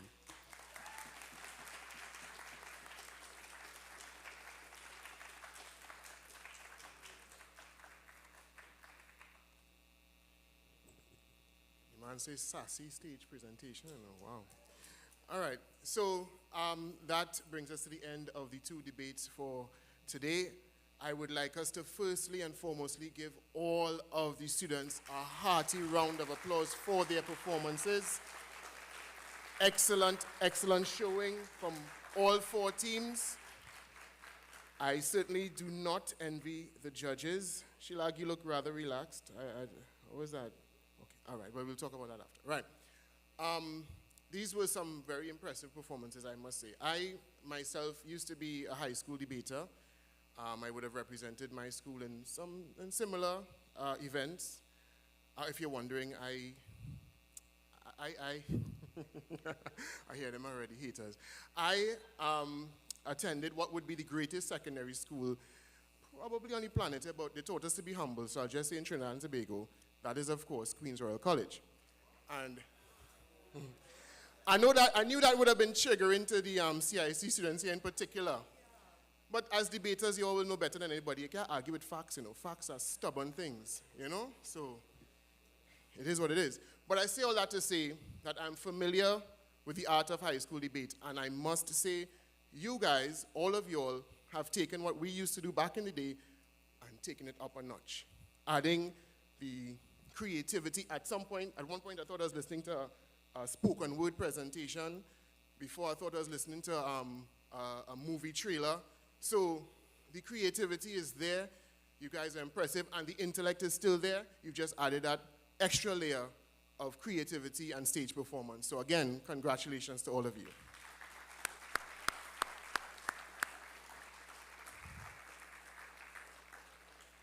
Well, first of all, I'd like you guys to take your places in the audience now. Thanks. And I will now invite the Chief Executive Officer of the Land Settlement Agency, Mr. Hazar Hussain, to offer some remarks. Mr. Hussain.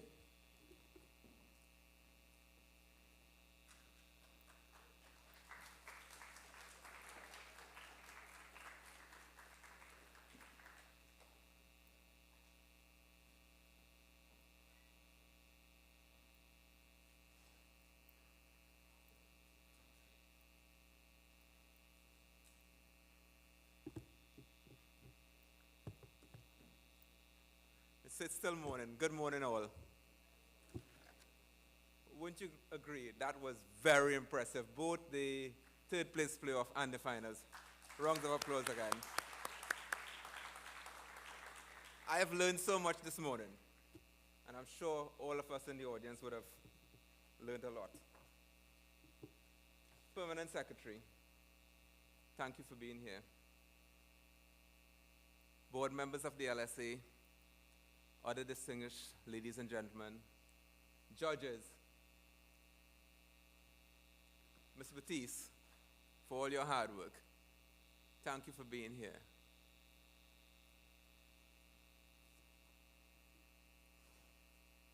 Present with us today, we have the Commissioner of State Lands, and I must make this point, who is responsible for deterring squatting. Don't hold the LSA responsible. we have the permanent secretary of the Ministry of Housing and Urban Development who's responsible for providing alternatives. And we have the Land Settlement Agency caught in between, regularizing squatters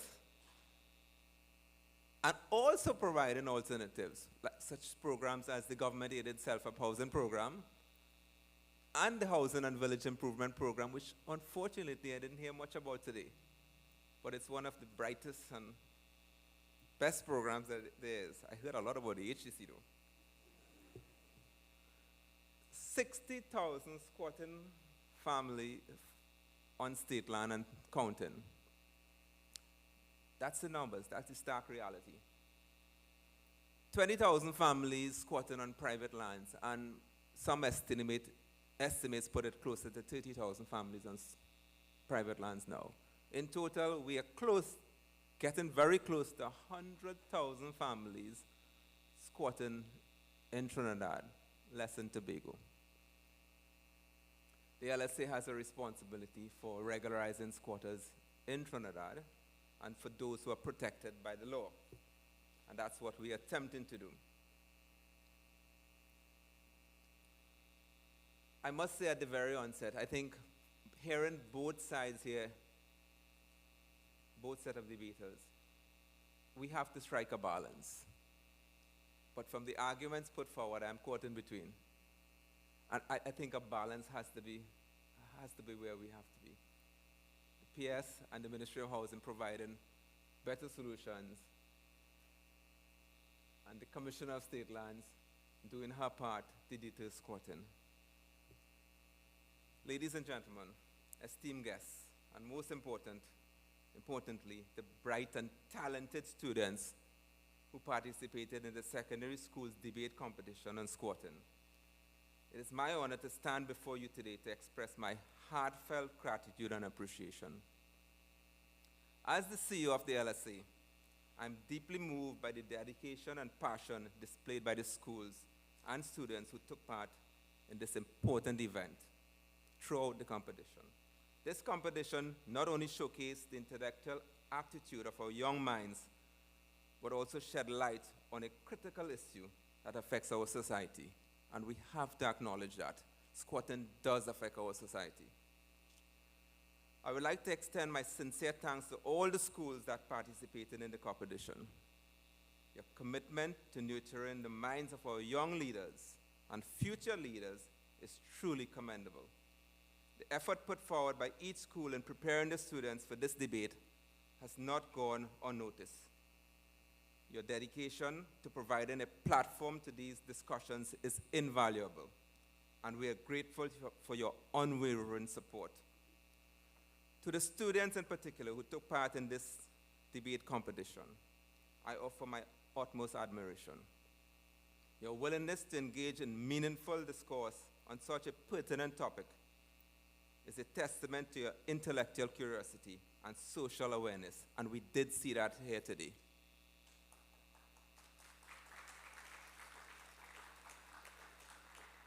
It is through events like these that we witness the potential for positive change in our communities. Your eloquence, critical thinking, and passion have left an indelible mark on all those who had the privilege of witnessing your debates. I certainly am touched by what I saw here today. As we will be congratulating the winners and participants alike a little bit later, and that's soon be coming, let us remember that the real victory lies in the process itself. The process of critical thinking, the process of understanding diverse perspectives, and the process of working together to build a better society. Your outstanding performance and dedication have set a high standard for excellence. Your ability to articulate complex issues surrounding squatting and clarity and conviction is truly impressive. You have demonstrated exceptional research skills.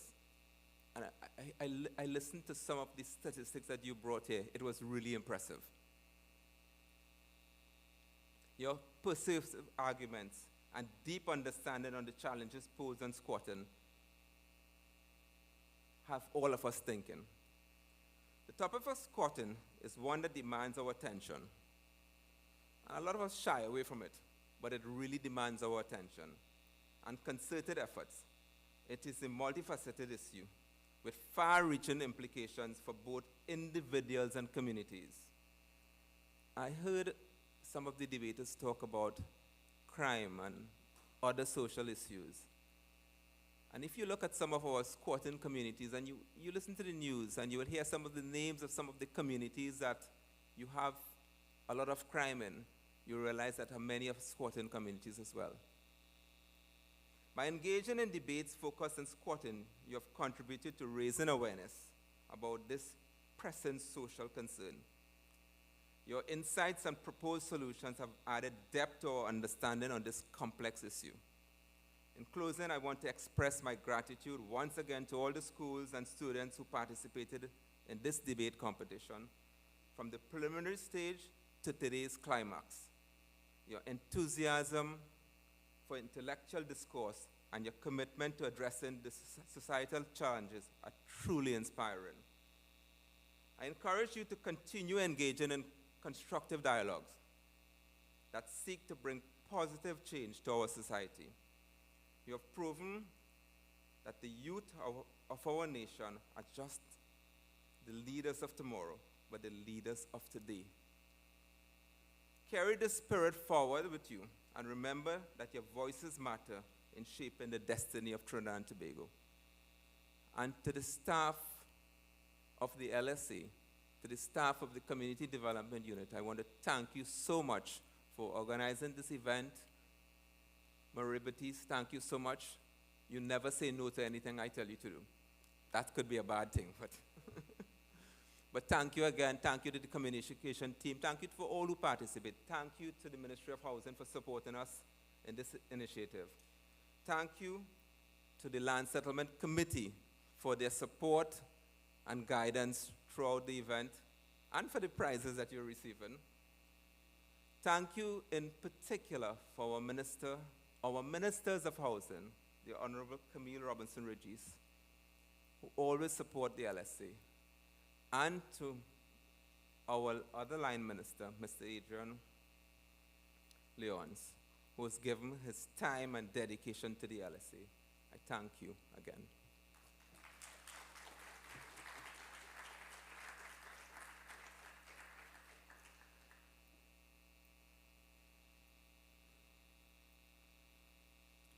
Thank you, Mr. Hussein, for those sentiments, and I appreciate the fact that you made the distinction between the role that the LSA carries out and that is carried out by the Commissioner of State Lands and her office.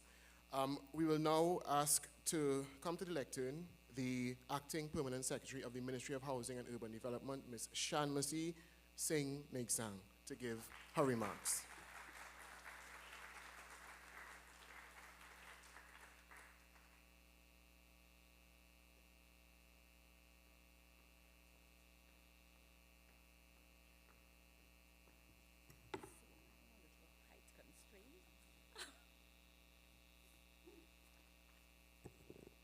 Very much. I'm a little bit, height challenged this morning. Members of the Land Settlement Committee, CEO of the Land Settlement Agency, managers and officials of the ministry, principals, vice principals, teachers, and the formidable debaters of the National Secondary School Debate Competition 2024, and their colleagues who are here to support them, members of the media, ladies and gentlemen, a pleasant good afternoon. At least you could tell me good afternoon, Thank you very much. Let me begin by extending best wishes from the Honorable Camille Robinson-Regis, Minister of Housing and Urban Development, and the Honorable Adrian Leons, Minister in the Ministry of Housing and Development, both of whom wanted to be here, but due to unforeseen circumstances this morning, they were unable to be with us. The Honorable Minister Camille Robinson-Regis however, has indicated and asked me to convey to you that she would like to host a reception for the debating teams at a later date, because she would really have liked to meet each and every one of you here today. So I know the CEO, LSA, will be in touch with you all at a later date. From where I sit as PS, and as a person, I see public speaking as an integral part of public service. And I'm always impressed when I listen, particularly to our young people. And I have been working with young people for literally all my life in the public service, having championed the elimination of child labor over the years. So I actually enjoy seeing young people and seeing young people grow, to see. This morning I listened, and I was particularly impressed as how you were able to construct and deliver your presentations, either as a proponent or a defendant.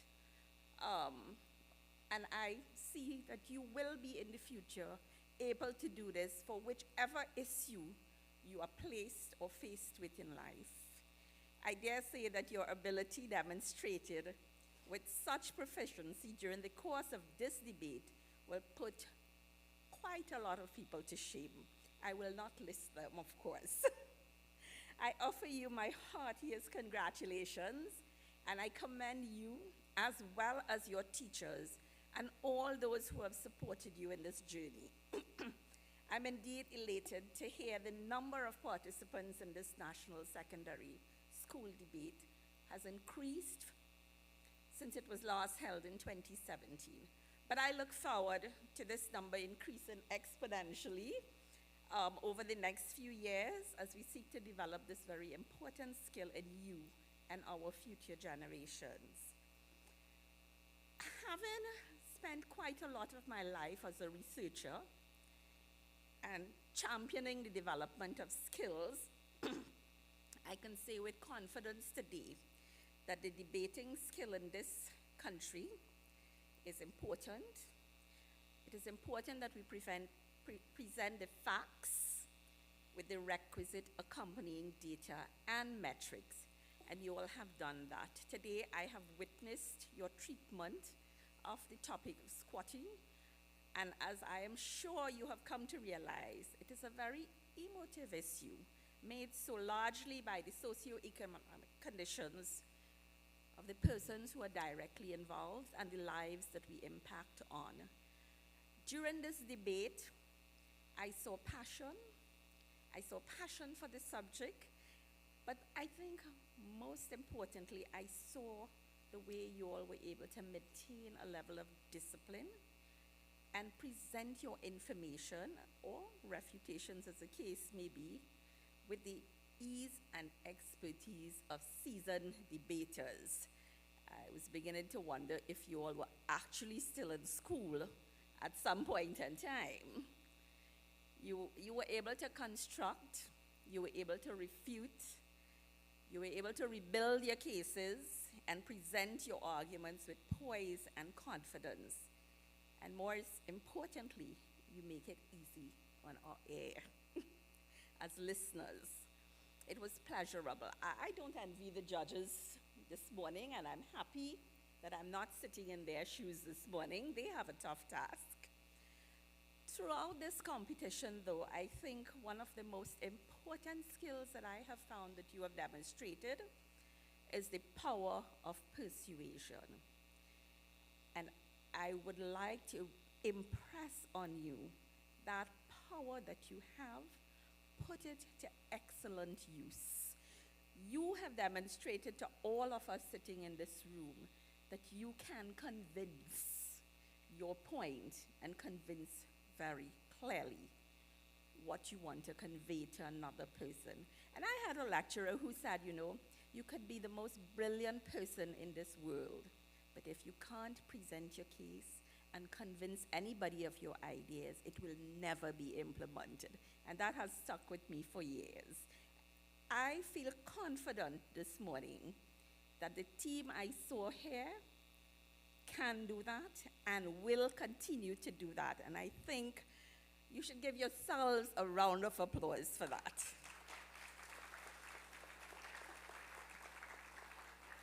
You have the power to change the world in your hands. You have the power to make your generation and the future generations of our little country, be a better place to live in as we go forward. You have it at the local level, the regional level, and having led delegations at the international level as well. You, as a small country, can make a difference in shaping the world. So don't underestimate your abilities. To the competition finalists, Bishop High School, Tobago, St. Mary's College, Naparima College, and Presentation College, Chaguanas, I offer sincerest congratulations on your achievement. Your individual and collective performances reveal great potential. I urge you to seek out ways in which you can continue to fine-tune this craft that you have developed, and it will augur you well for life. I also wish to take the opportunity to congratulate all the other participating schools in this year's National Secondary School Debating Competition, hosted by the Land Settlement Agency. And that is Arima Central Secondary School, Bishop Anstey High School, Port of Spain, Bonaire Secondary School, Corpus Christi College of Occupational Education and Training, El Dorado East Secondary School, El Dorado West Secondary School, Holy Faith Convent, Couva, Northeastern College, St. Anthony's College, St. Augustine Girls High School, St. Joseph Convent, Port of Spain, Saraswati Girls Hindu College, Trinity College, Mocha. During the course of this debate, I'm certain you would have discovered the magnitude of squatting problems which confront our society, so I will not get into that. I would tell you, though, that some of the views that you have expressed today, I will commit to conveying to the various agencies under the ministry, so that they will be aware, some of them are present, some are not, of what the views are and what are some of the issues seen from a different age group, seen from the youths of our nation going forward.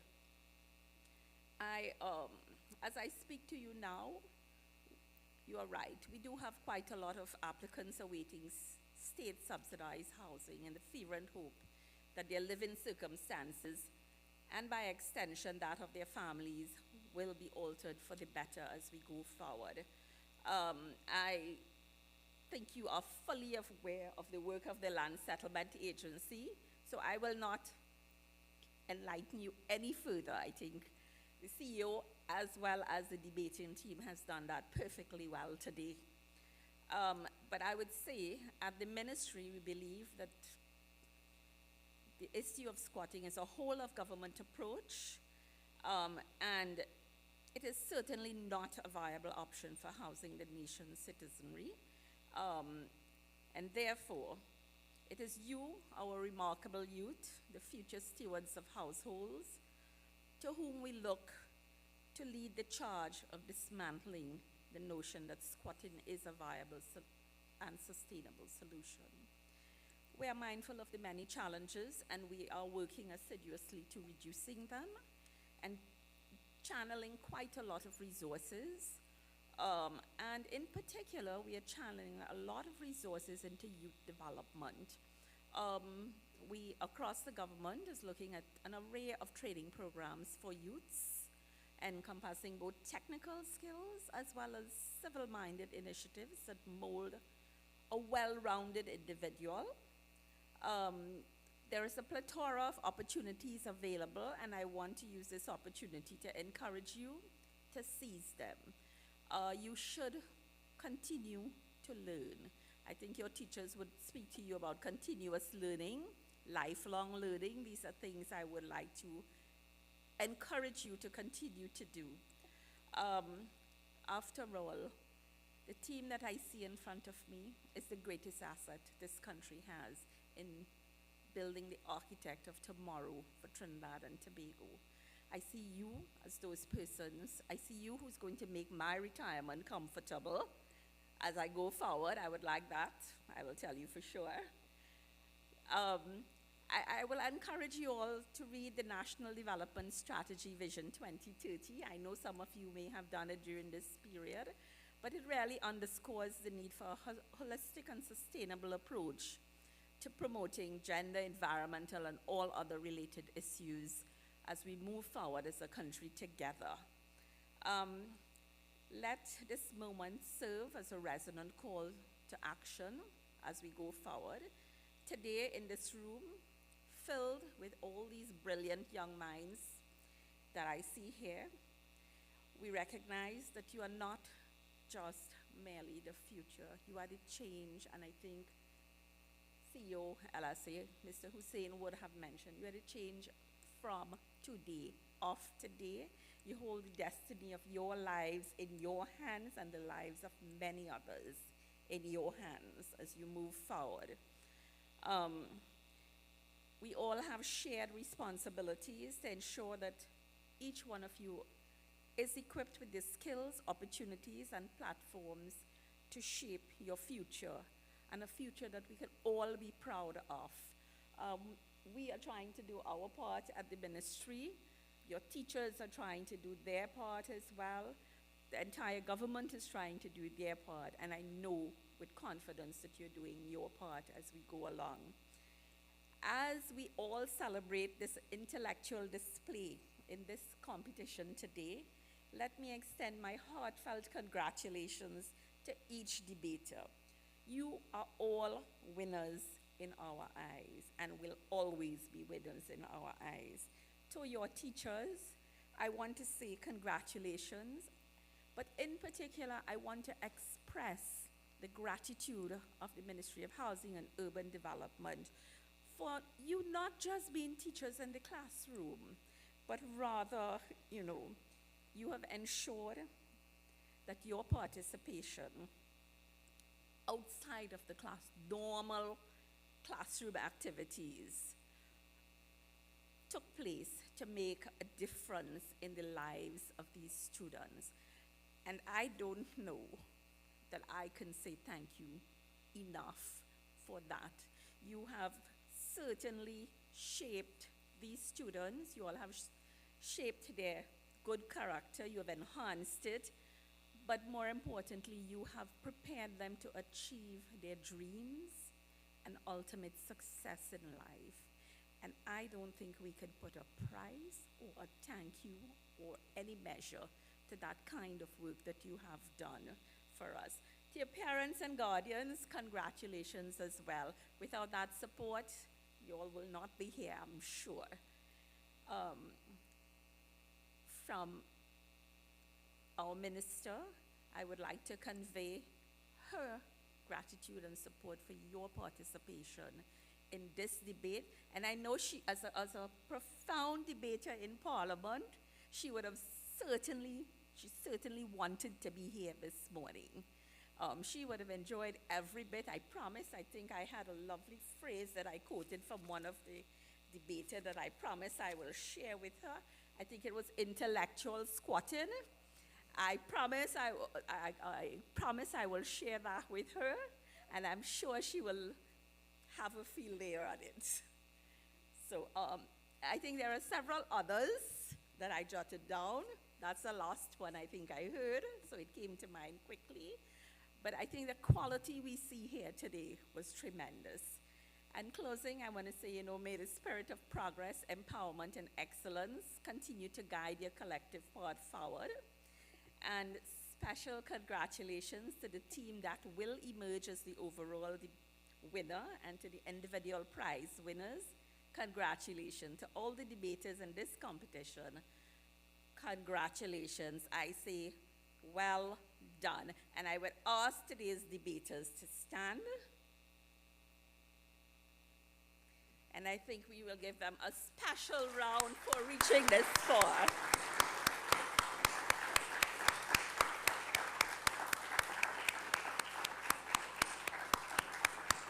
Thank you very much. I have confidence that my country is in good hands. Let us all have faith in our destiny as we continue to be a great nation. May the Almighty God bless all of you. Thank you all very much.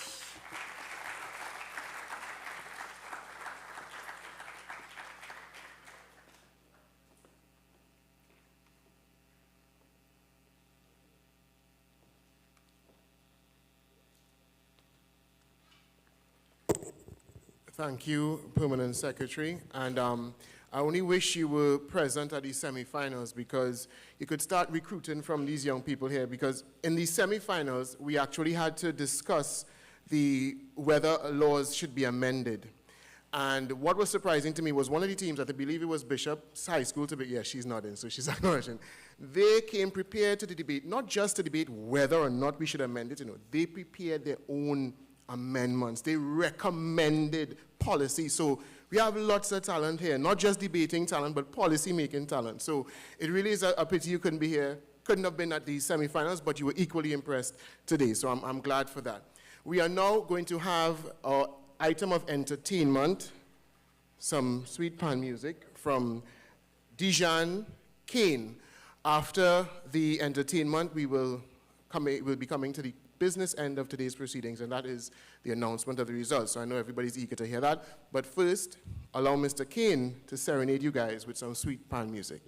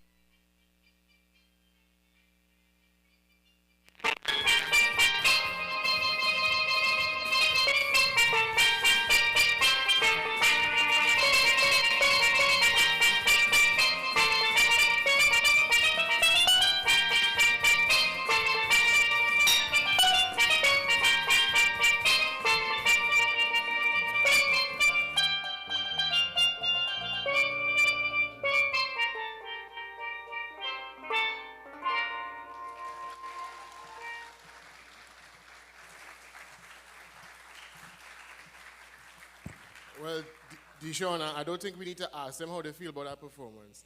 Everybody certainly enjoyed this. I feel fat now. Right. Now, while he was serenading you all, someone came and told me, here now, the refreshments have arrived. So I am leaving it up to you all. Do you all want to take a 1 hour intermission? Go have something to eat? You all here a long time, are you not hungry? Are your results are ready, boy? Or are so impatient? Okay, all right.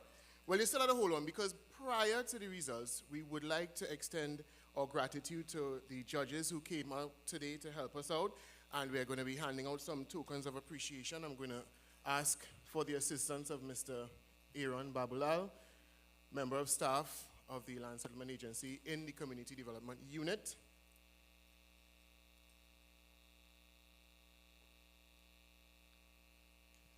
Okay, so we will start with our guest judge. This is the gentleman I was speaking to you all about earlier. He hadn't arrived just yet, but he is our resident professional competitive debate judge. But when I say resident, not at the LSA, but at the function today, Mr. Keegan Barrett.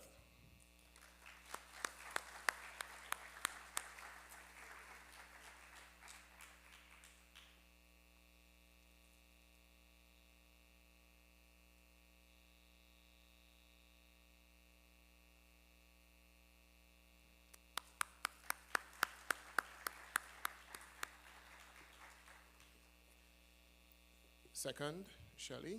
She is the Senior Land Use Planner at the Land Settlement Agency.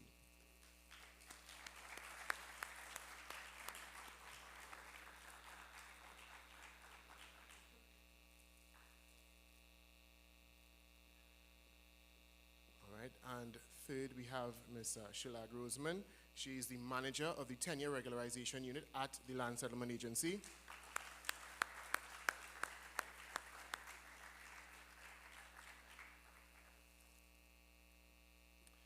And finally, this is the person we've been hearing a lot about today, the Commissioner of State Lands, Ms. Paula Drakes.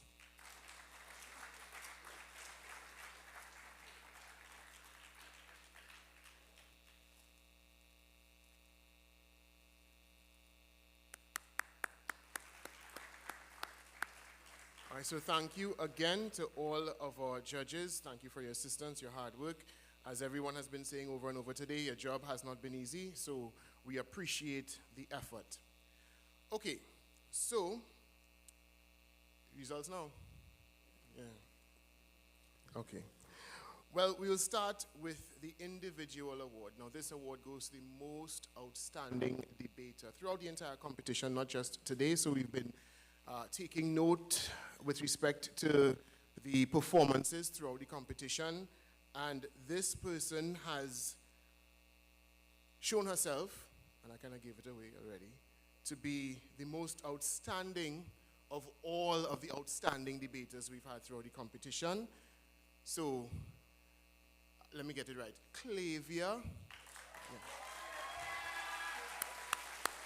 from Bishop's High School, Tobago.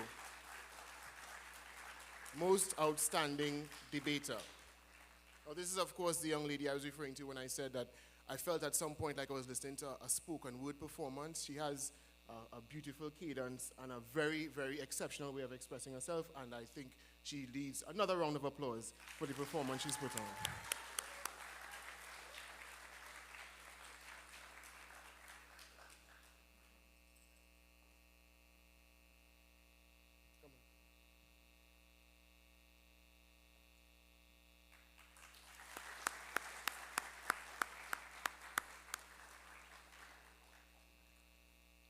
So I will throw it out one more time. We could go for lunch first.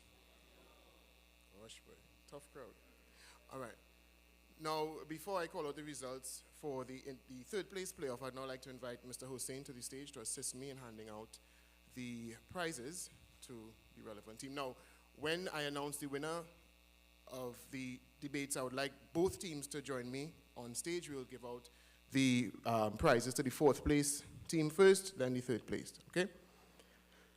And well, The easy way to do this would be to just say, well, debate was between X and Y and X or Y won, but I like to give you all a little arithmetic to do. So I'll call out the scores and I'll let you do the maths, or the bright. Right. So in our third place playoff, the first debate of today, between Presentation College, Chaguanas, and Naparima College. We had Presentation scoring 230 points. We had did I mention the prizes? No. Okay. So Presentation scoring 230 points. Naparima College scoring 224 points. So the winner of the third place playoff between Presentation College Chaguanas and Naparima College is Presentation. So I'd invite both teams to join me on the stage.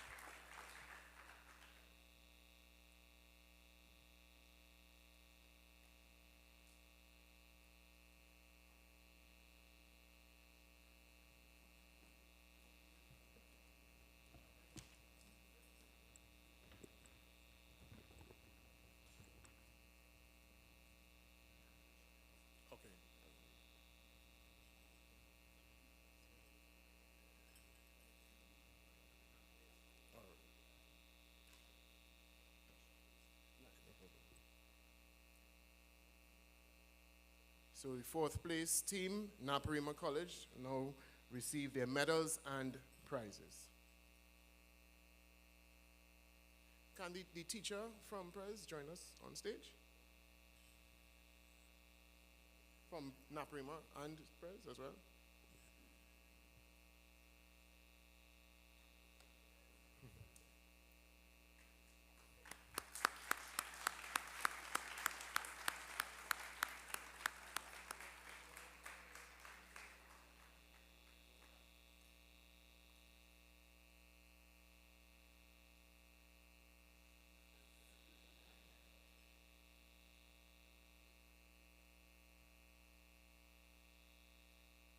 Come forward.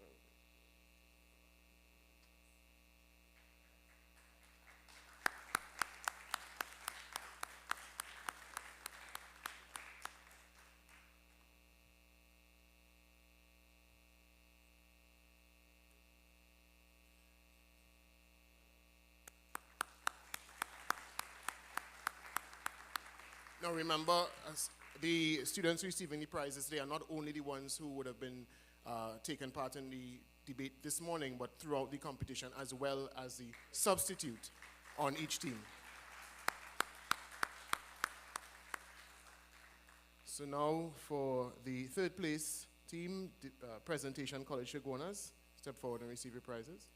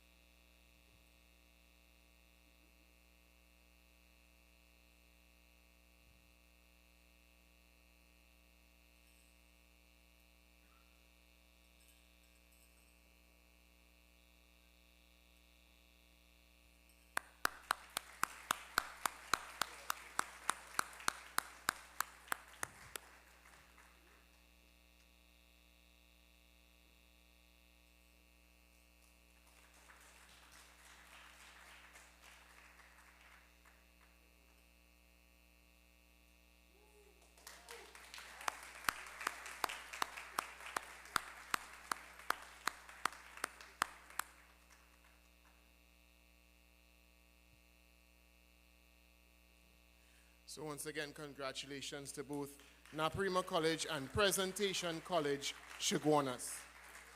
Well done, guys. Excellent performances on both sides.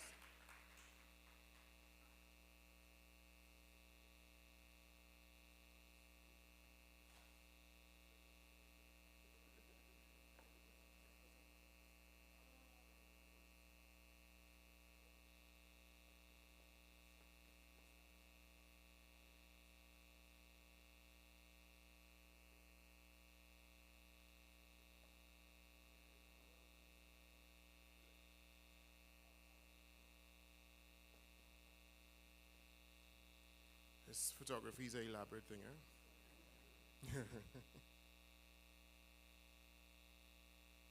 All right.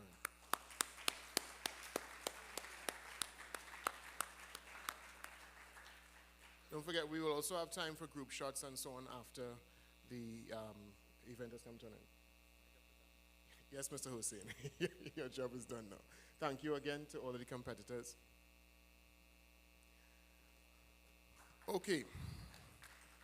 So now, I suppose you all want the results for the finals, right? The inter-island clash. Yeah, that's what it is. All right. All right. Well, I won't keep you all waiting any longer since you all seem so impatient. In our final debate between St. Mary's College and Bishop's High School, Tobago. Again, I will just call out the scores and allow you to do the arithmetic. St. Mary's College scored 291 points. So bear in mind, the scores for the third place, no, we did have a fourth judge included for the final, but it still was a remarkable jump from the scores in the previous round. So congratulations to St. Mary's for scoring 291 points. The winner in the third place debate had 230, so congratulations on that. Bishop's High School, Tobago. They scored 315 points.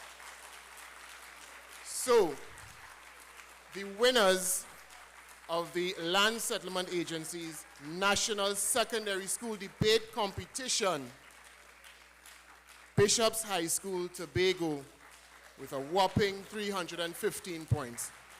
Congratulations. Would you all please, both teams, join us on stage as I ask our Permanent Secretary, Mrs. Shanmati Singh Ningsang, to join us on the stage to assist in distributing our prizes.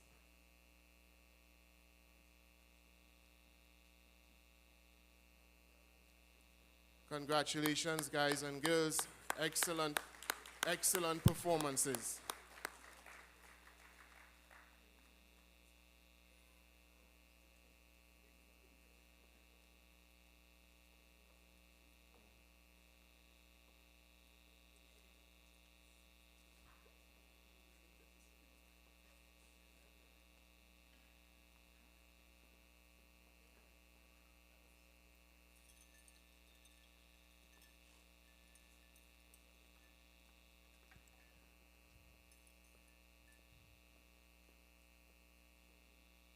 Okay, so we will be distributing the prize to the runners-up, St. Mary's College.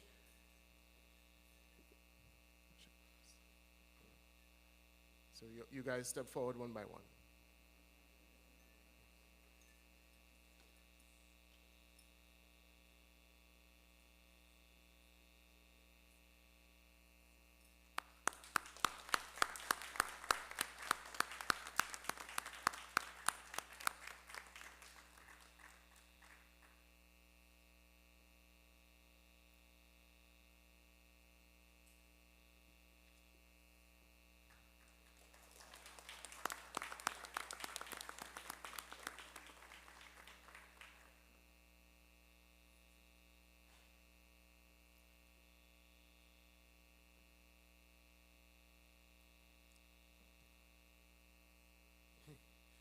You look more nervous now than when he was debating, you know. You're receiving the prize, bro. It's done, it's done.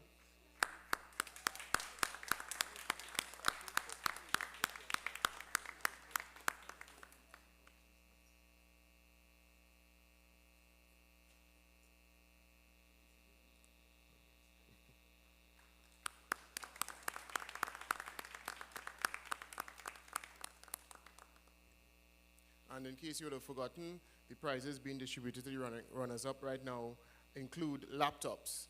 And we ensured that we gave out some prizes that the young people will not only enjoy, but be able to use and further themselves in their intellectual curiosity.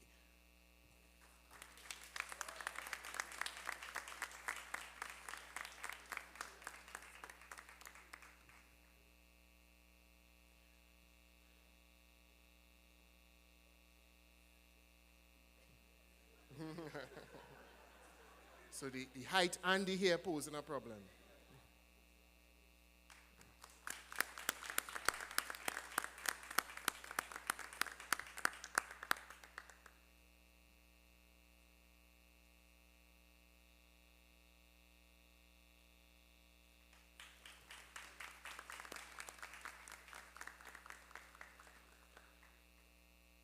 They're unsure who should collect the prize. So both of them contributed equally to the team's performance, but they've nominated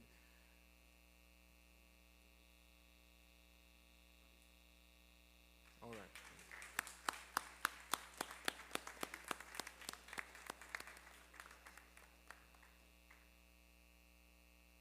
All right, thank you, St. Mary's College. And now, we're going to take a group picture with the second place trophy as well.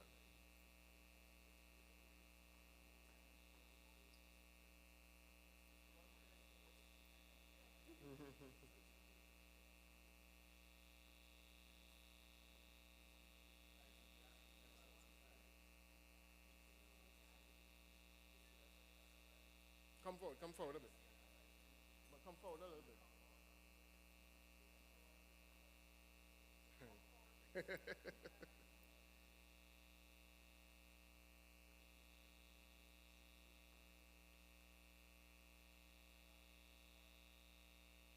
All right.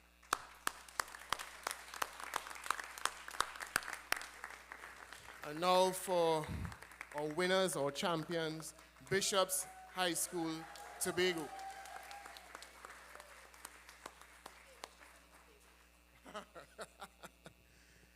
Clavia is asking that I stress on the Tobago. She feels as if the sister isle is slighted at some point, you know, so we want to make sure they get all the shine today, right? Nice.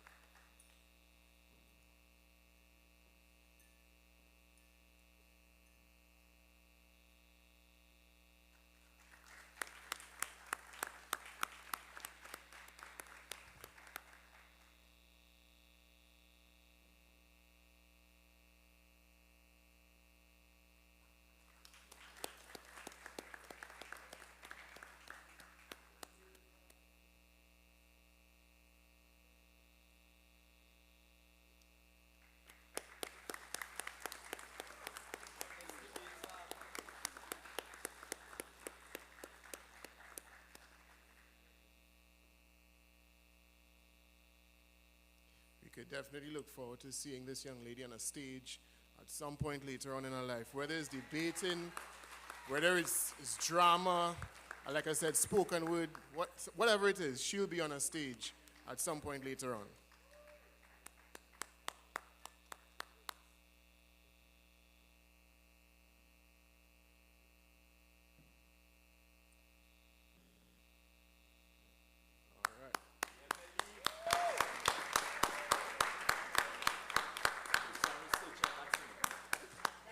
They're saying that I should mention that is their researcher. So all of the points that you heard them so eloquently expressing, this young man was responsible for providing them with the data.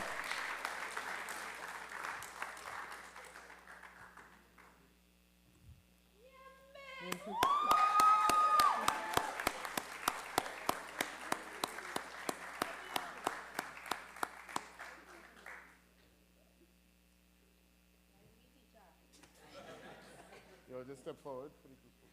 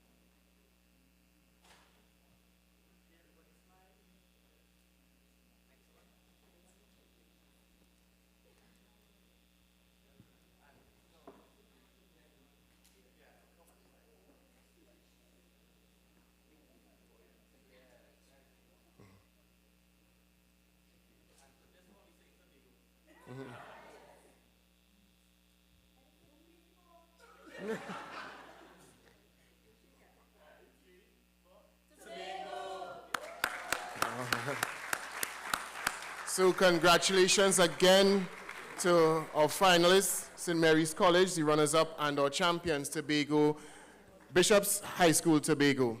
I've also been told to draw some attention to the fact that the trophies may have 2023 on them, but that is because the competition started in 2023. Despite the fact that the debates themselves were held this month, we actually started this process way back in November last year. All right. Earlier, I would have been sort of jokingly, I was only half jokingly, singing the praises of my alma mater, Queen's Royal College. But at this point, I think it really is important that I mention a sentiment that was drilled into me as a QRC boy. Now, I don't know how many of you all know, but on the monogram, on the school's monogram, the words "Setant omnes, sed non omnibus palma" are written. So that's Latin, and it loosely translates. Come on, you see, the hate does not become you, you know. That's the thing. When they couldn't go to the school, they developed this hatred. Anyway, so yes. We have the father of the nation, Queen's Royal College, Sir Dr. Eric Williams. Okay, the father of the nation, father. Anyway, the point I was making, the school motto, "Setant omnes, sed non omnibus palma," literally it translates to mean all may strive, but the prize is not for all. But the actual sentiment behind that motto is that you must always take pride in the effort. It is the effort that you can control, and it is the effort that you must ensure you place all of your focus on, whether or not you've won the prize. And I think that is something that I want all of the competitors today to leave with, that understanding that it is your effort that you must be proud of. All right?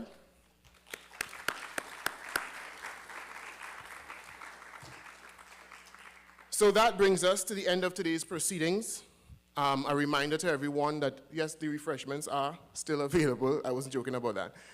You can receive them as you exit the auditorium and turn left. There's a bar area on that side there, and you can receive your refreshments there, so don't leave without collecting them.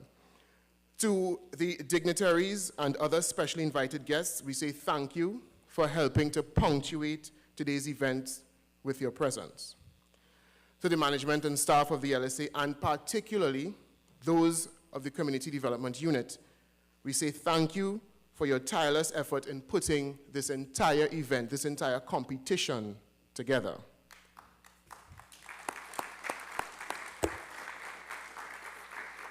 And most importantly, to the students and the teachers whose participation made this competition a resounding success, we say the biggest thank you of all.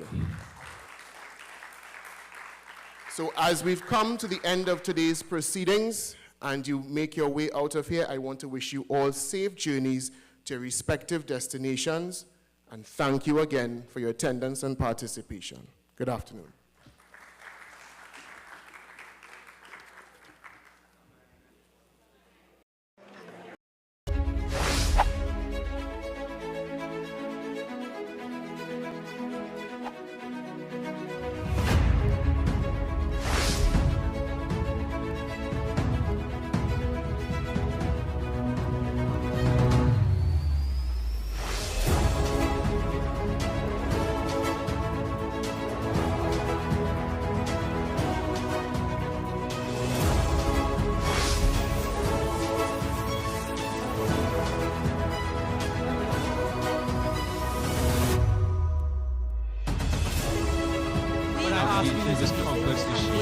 buy a house in a wage situation. The land is of your powers. Such as property just going to buy houses when you can just grab land like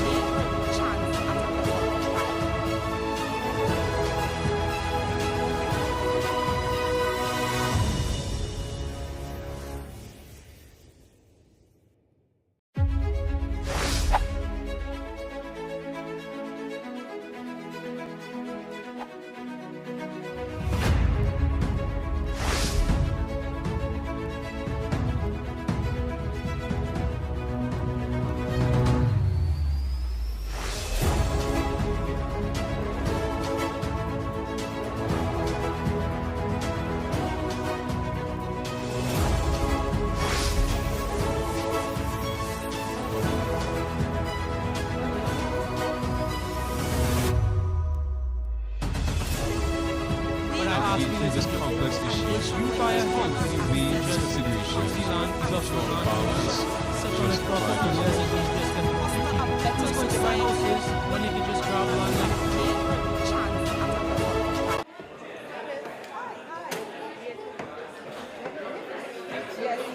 Yeah, let me concentrate here. Hold on.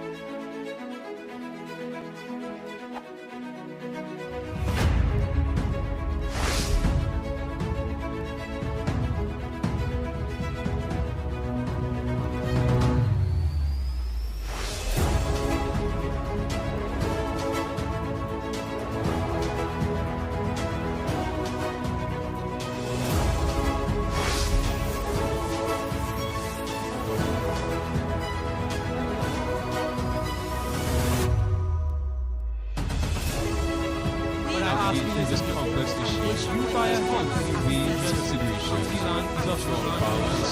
Such as property just going to buy houses when you can just grab land like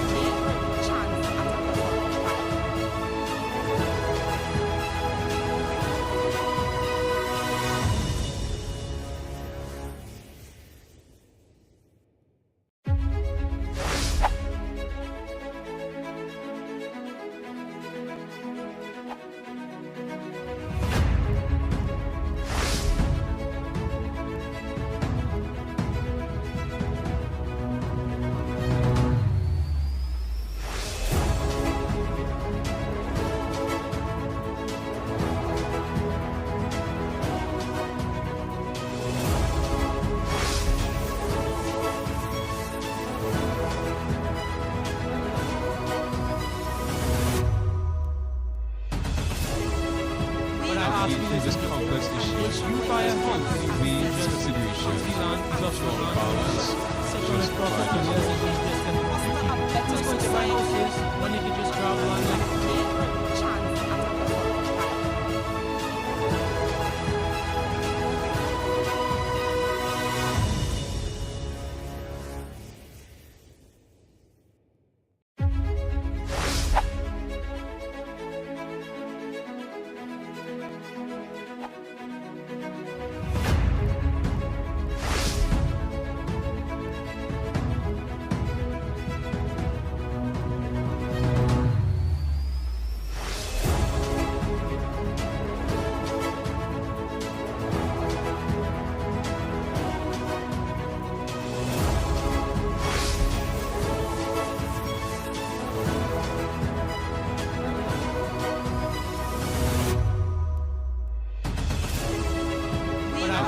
this complex issue. You buy a house in a wage situation. The land is of your powers.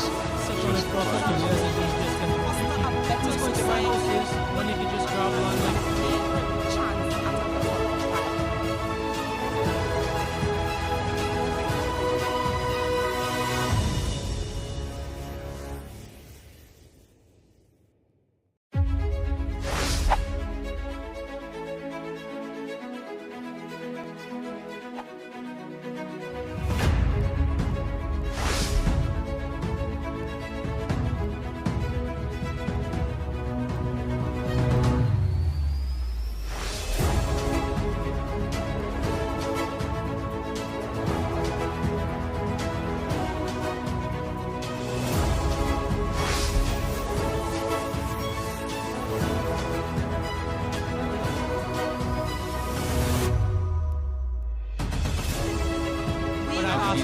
complex issues. You buy a home, we just a situation. The land is offshore the powers. Just provide us. Just going to buy houses when you can just grab land and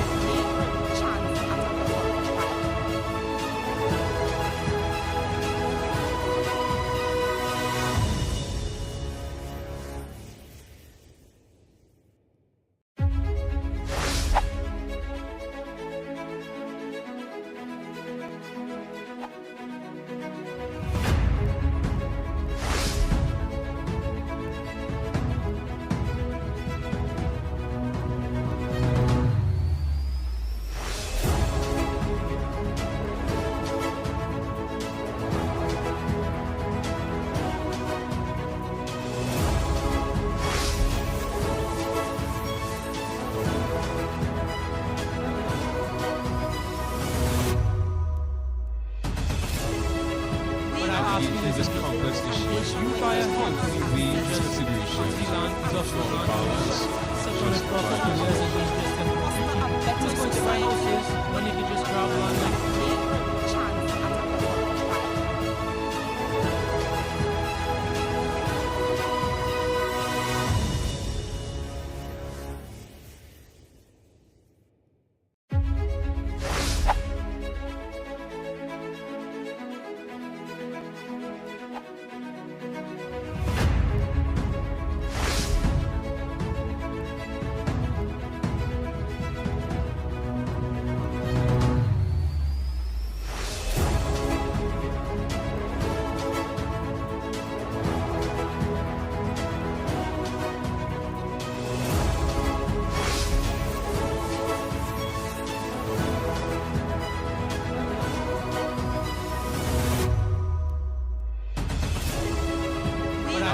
This complex issues. You buy a home, we just a situation. The land is offshore the powers. Just provide us. just going to buy houses when you can just grab land and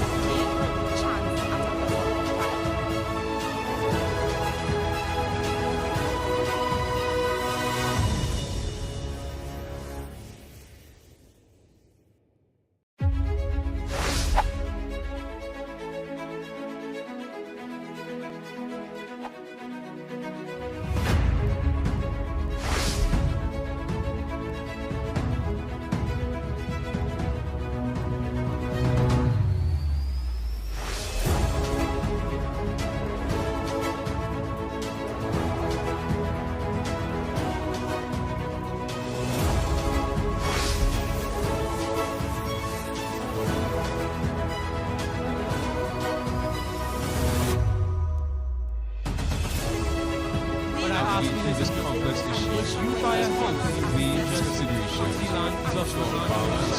Just provide us. just going to buy houses when you can just grab land and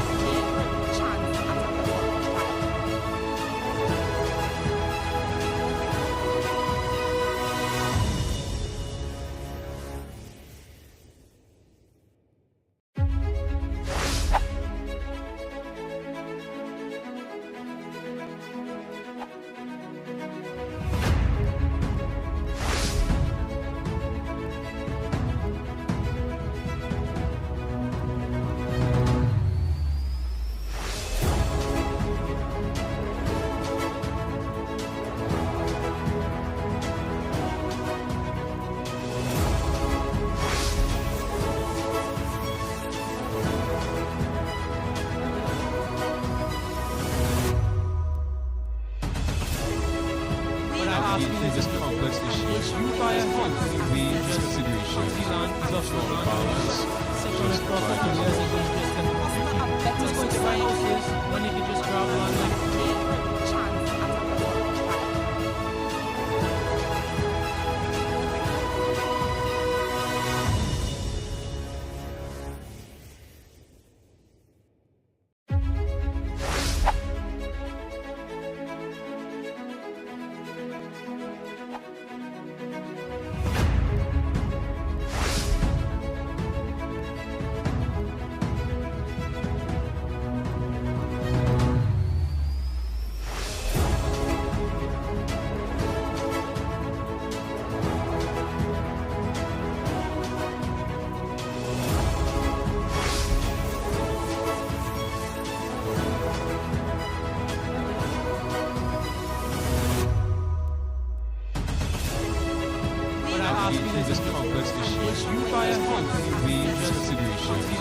offshore powers, such as property just my house is when you can just travel on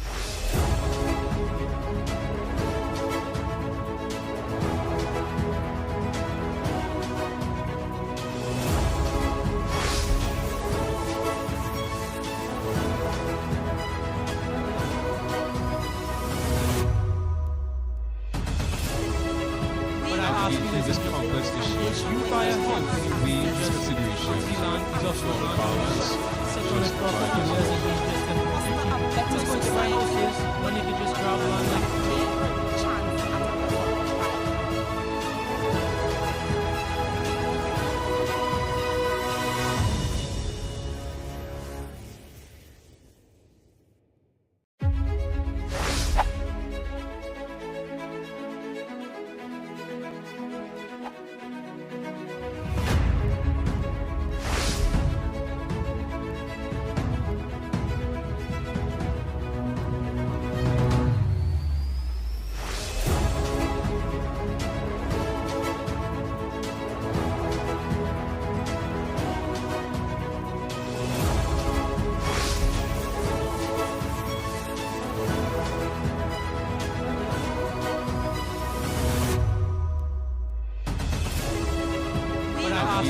complex issue. You buy a house in range consideration. The land is offshore powers, such as property just going to buy houses when you can just travel on this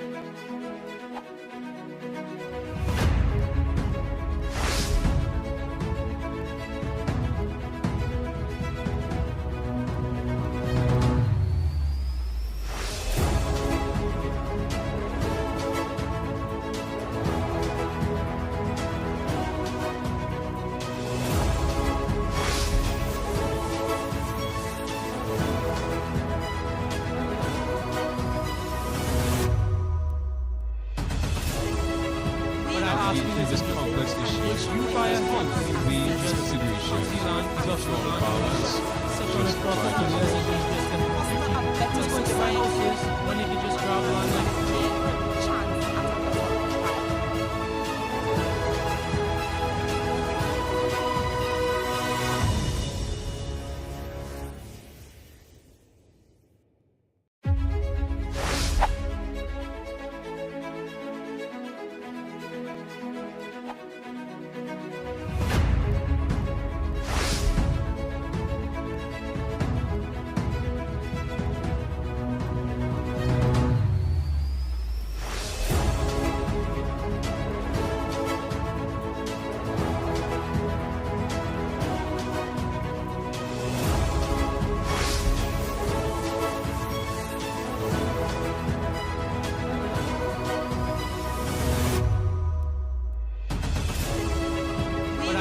this complex issue. You buy a house in range consideration. The land is offshore powers, such as property just going to buy houses when you can just travel on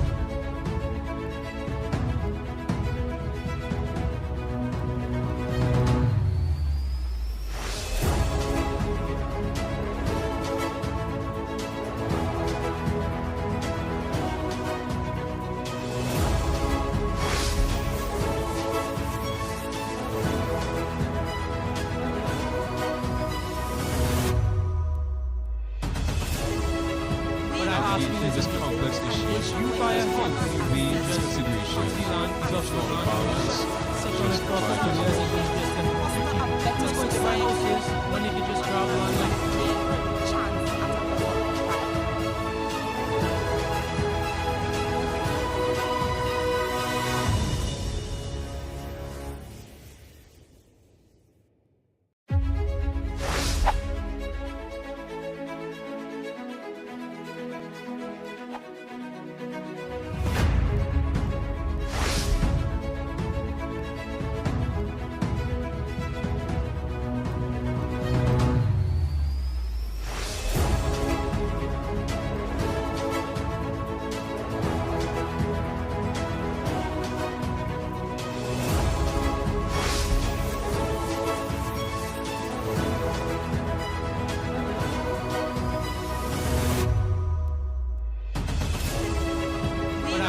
this complex issue. You buy a home will be just consideration. The land is of no balance. Such as property just going to buy houses when you can just grab land like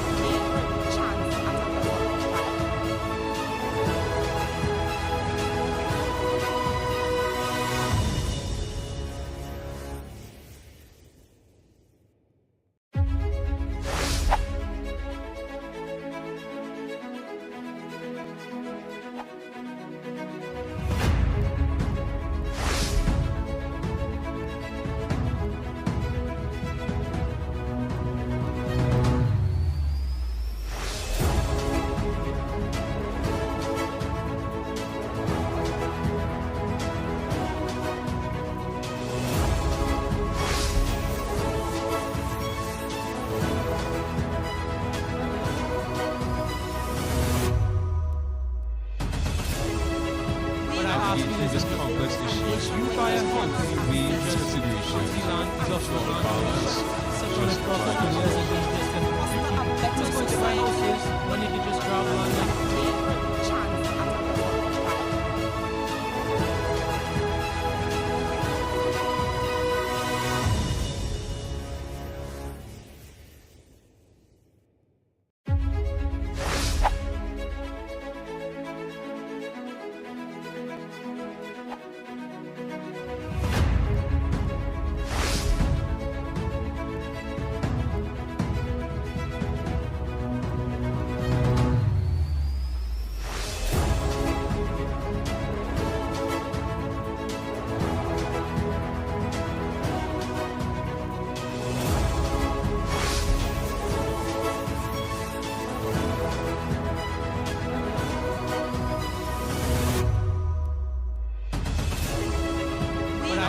this complex issue. You buy a home will be just consideration. The land is of no balance.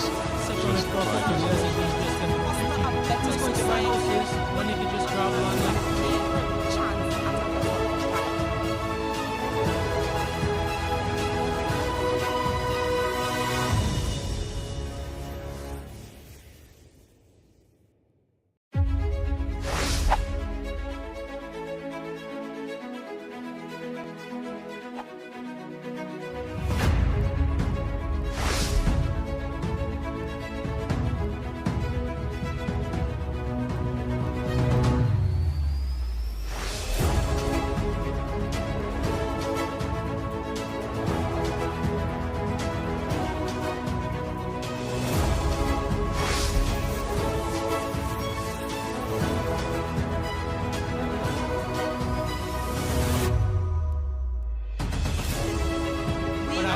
this complex issue. You buy a home will be just consideration. The land is of no balance.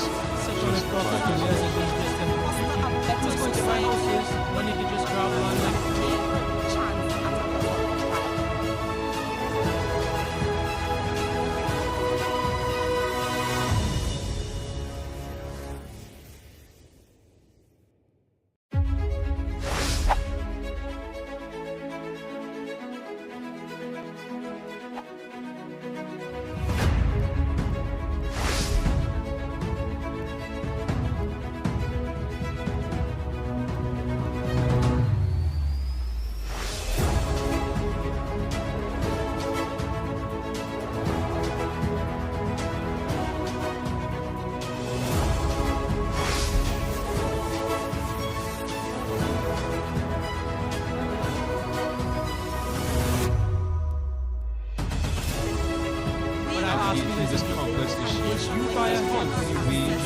distribution. The land is of no powers. Just provide us. What's going to my house is when you can just grab land and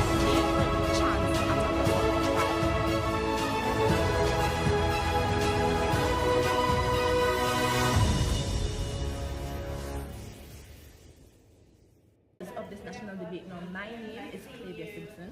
I am Tishon Joseph. I am Sohaila McCool. I am Malik Charles. And this is our beloved teacher, Mrs. John Blackman.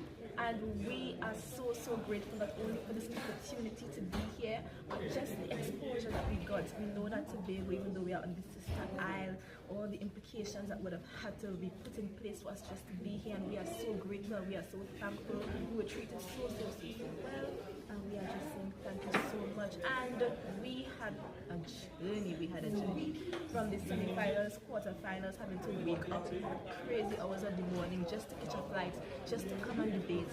Don't forget that we just had sports, Bishop's High School sport was taken very, very seriously just yesterday, but having to sacrifice and seeing the work produce such great benefits, we are really, really thankful, not only to the LSA, not only to the ministry, but to God, to our school, and to our parents, to all our supporters, and we really, really are thankful. And the truth is, Bishop's on fire. And we don't have no water to cool it up.